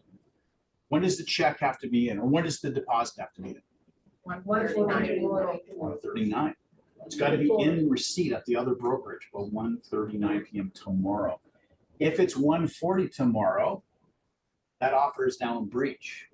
You breached the terms. That seller can now hold you liable for any damages they may incur for reselling that property. So if you bought it for $1 million and you may have paid a little more you should have, and it's really worth $950, and the seller goes to resell it for $950, he can sue you. She can sue you for the delta difference of 50 grand and say, I want your deposit as unliquidated damages. So your 30,000 plus 50 is now $80,000. Okay, that happens. We probably get a half a dozen of those types of lawsuits every year in the company because the deposit was not delivered upon acceptance. So, otherwise described. This is beautiful language to me as a realtor. I love this one. So if you do have a lender that can't turn around a deposit check in 24 hours, you do upon acceptance, or as otherwise described. Or maybe my deposit's tied up in a RSP investment. I got to pull it out of my RSPs, and so it's going to take me 40 hours to do that. we do as otherwise described. So it's simple language like the buyer agrees to provide within 3 business days of acceptance of this offer, a deposit in the amount of $30,000. Now you've bought yourself the time to get that money. Right? You might have some pushback from some agents that are not even familiar with these 3 options, going like, no, we want the check tomorrow. Well, we can't get the check for you tomorrow. It's impossible. I'm not going to put my buyer in breach by doing that. So we're going as otherwise described. You may also want to do as otherwise described. So we are running into this problem too, where we go through the offer in good faith, try to satisfy conditions, financing, inspection, and something appears maybe in the building inspection we're not going to fulfill, right? We're not going to go firm. So we ask for a mutual release. We're now finding a number of situations where sellers are holding our buyers hostage and not signing the mutual release. So the money goes in to the trust account. It can only come out 3 ways. You know what the 3 ways the money can come out of the trust account of the real estate brokerage? Mutual Well, release. there's 4 ways, actually. There's the IPRO method too. Well, 3 legal ways. if they didn't fulfill their financing condition. Okay, but how do you get that money out? So they're not fulfilling, but now I gotta get it out of the trust account. How do we get it out? That's right. Oh, yeah, the mutual. But what if the seller refuses to sign that? Can the brokerage give the money back to the buyer? Well, if they didn't fulfill the financing condition and the seller refuses to sign the mutual release, then I would say yes, the brokerage can give the. That money stays in trust. The parties to the transaction, buyer and seller, have to Seller agree. not selling or signing the mutual release, they didn't fulfill their They both need to financing condition. sign the mutual release. Correct. So the seller says, I don't think the buyer acted in good faith. I think the buyer is trying to Just get out. just to get out. I'm not signing that mutual release. That money stays in our trust account. Legal. Court order. but- Yeah. So there's 3 ways it comes out. We all work towards the first one, complete a transaction, right? The buyer seller close. They get legal direction to us to transfer the deposit to the sale of the house. That's what we all want.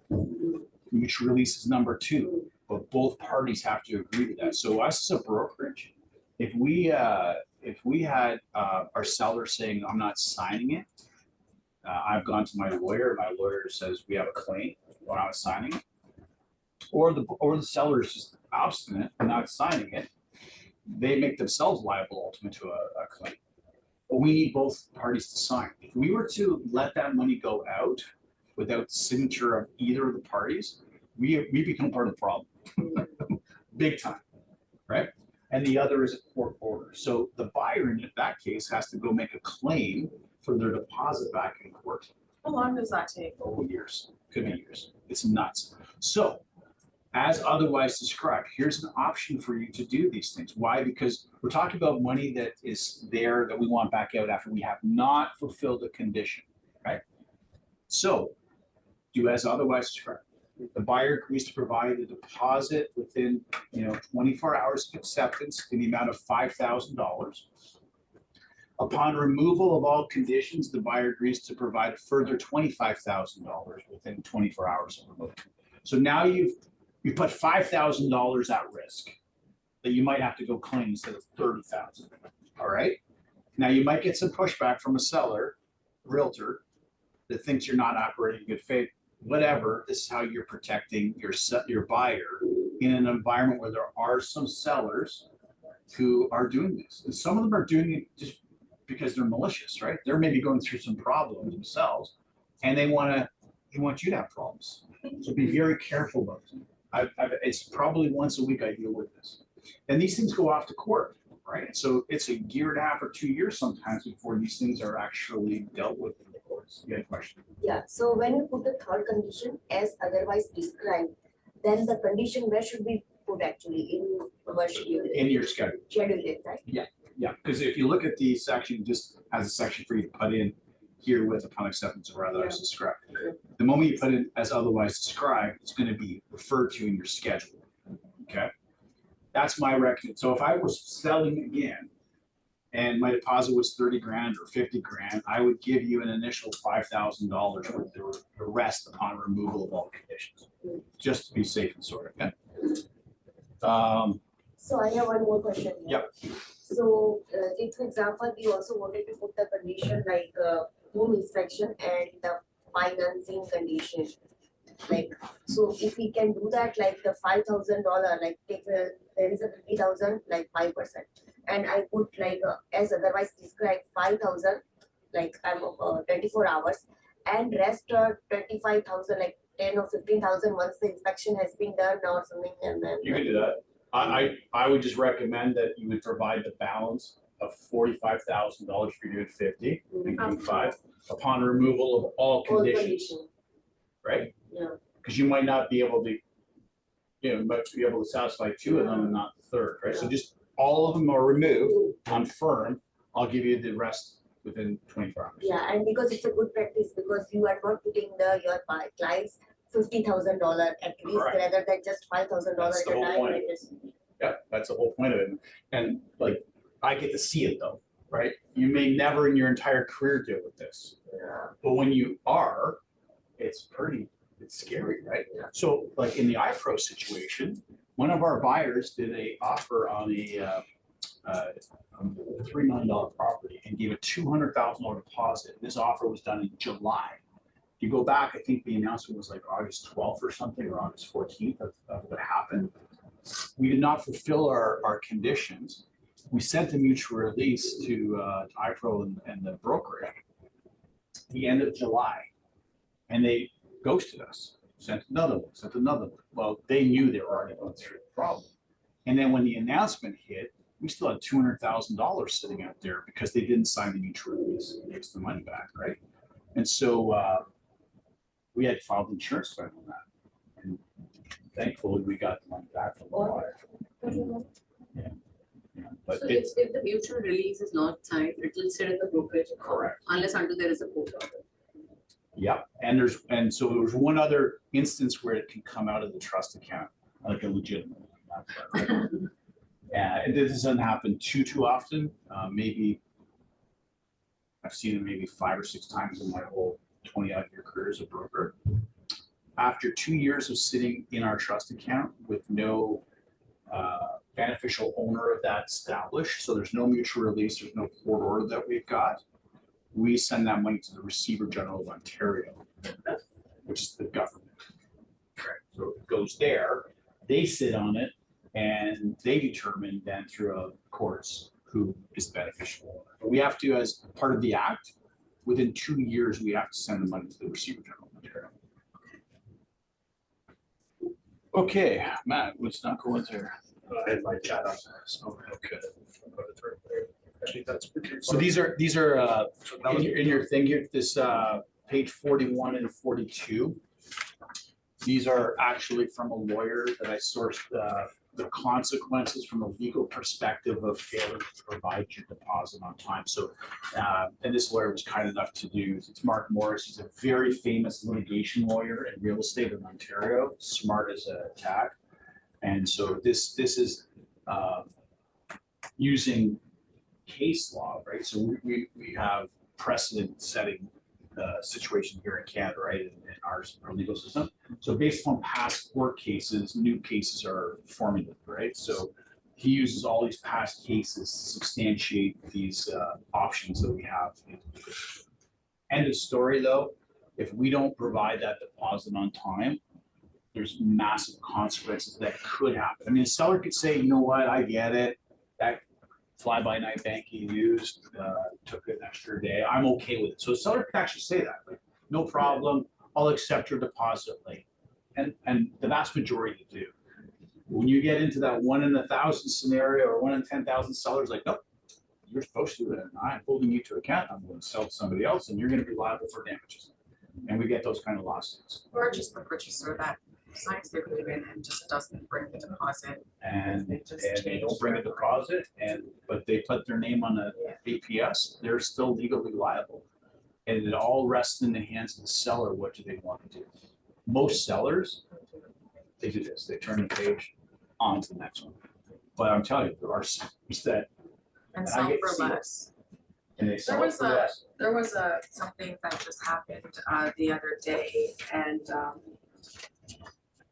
between a seller and a buyer purchased, I think it was, I don't know what it was, a townhouse or a detached home, I'm not really sure, but the seller,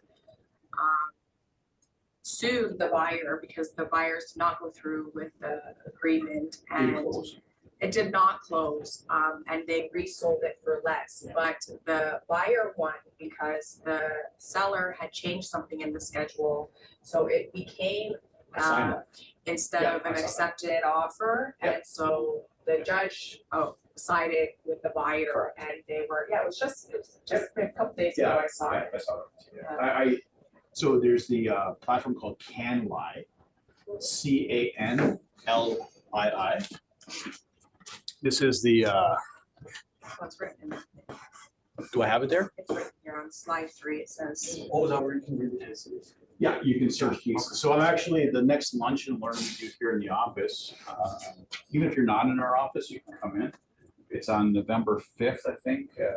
It's a Wednesday, 11 o'clock to 12. I'm doing legal briefs basically. And so all these brand new court cases have just been popping up. I'll be doing a deep dive on all those. And one of them is a deposit situation, I think, that I've got. It's not that one, but I know that one too. Actually, the one real cool one that I got is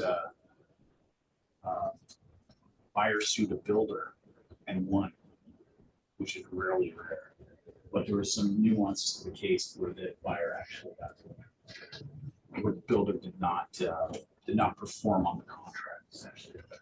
Listen, it's a litigious world we live in right now, and people are complaining like they've never complained before because just the economic circumstances we're finding ourselves in. So the more you can cross your T's and dot your I's and protect yourself, the less likely you're going to find yourself at the end of a lawsuit. We got one in last week.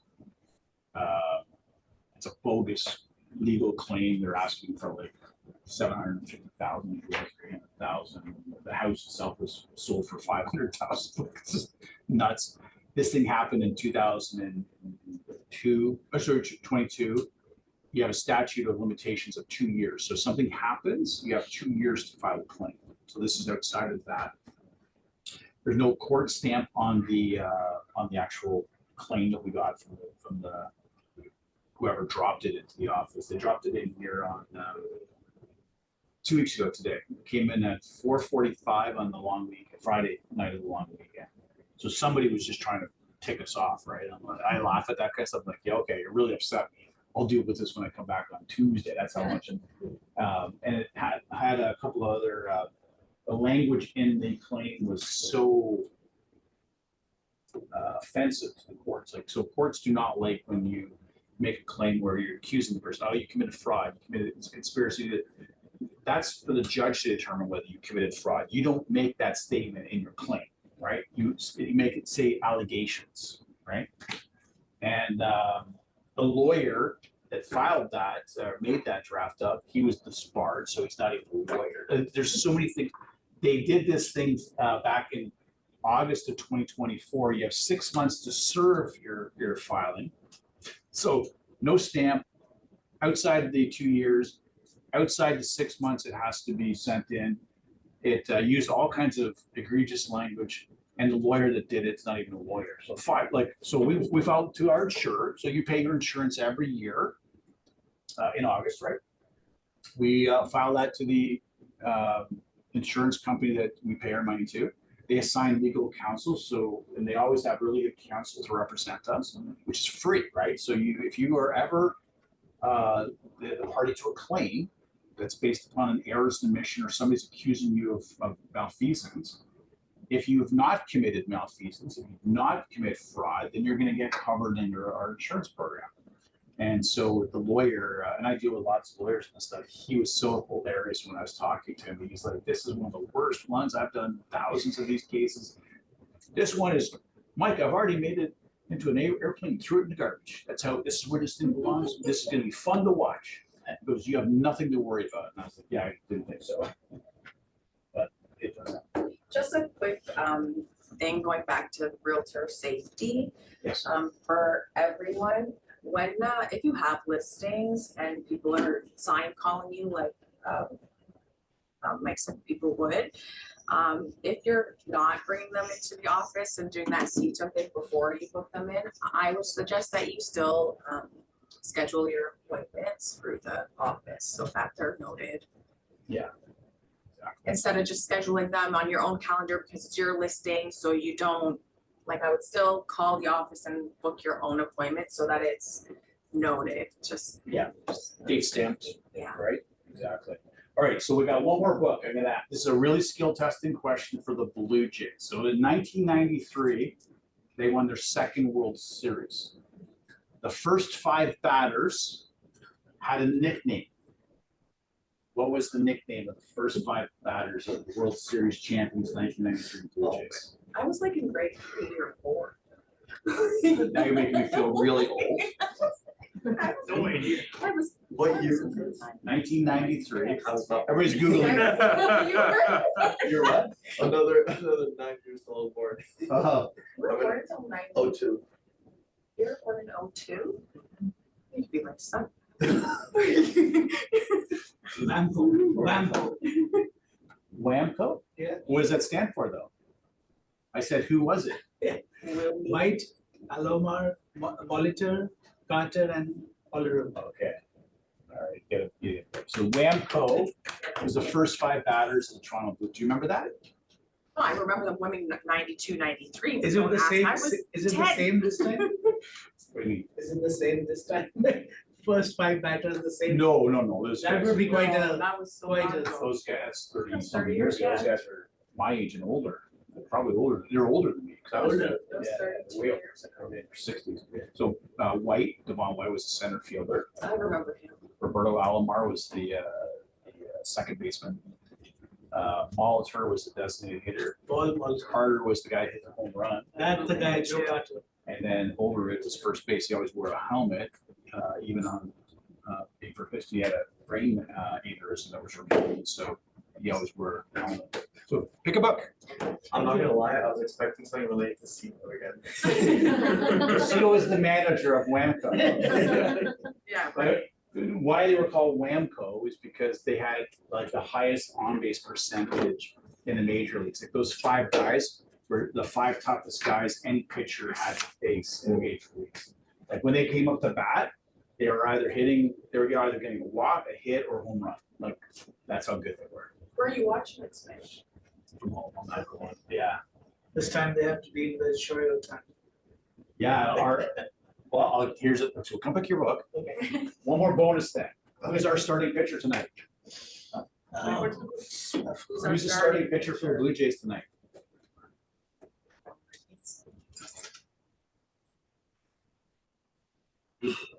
So who's, everyone pick up your phones and who can find it fast enough wins. Trey, yes.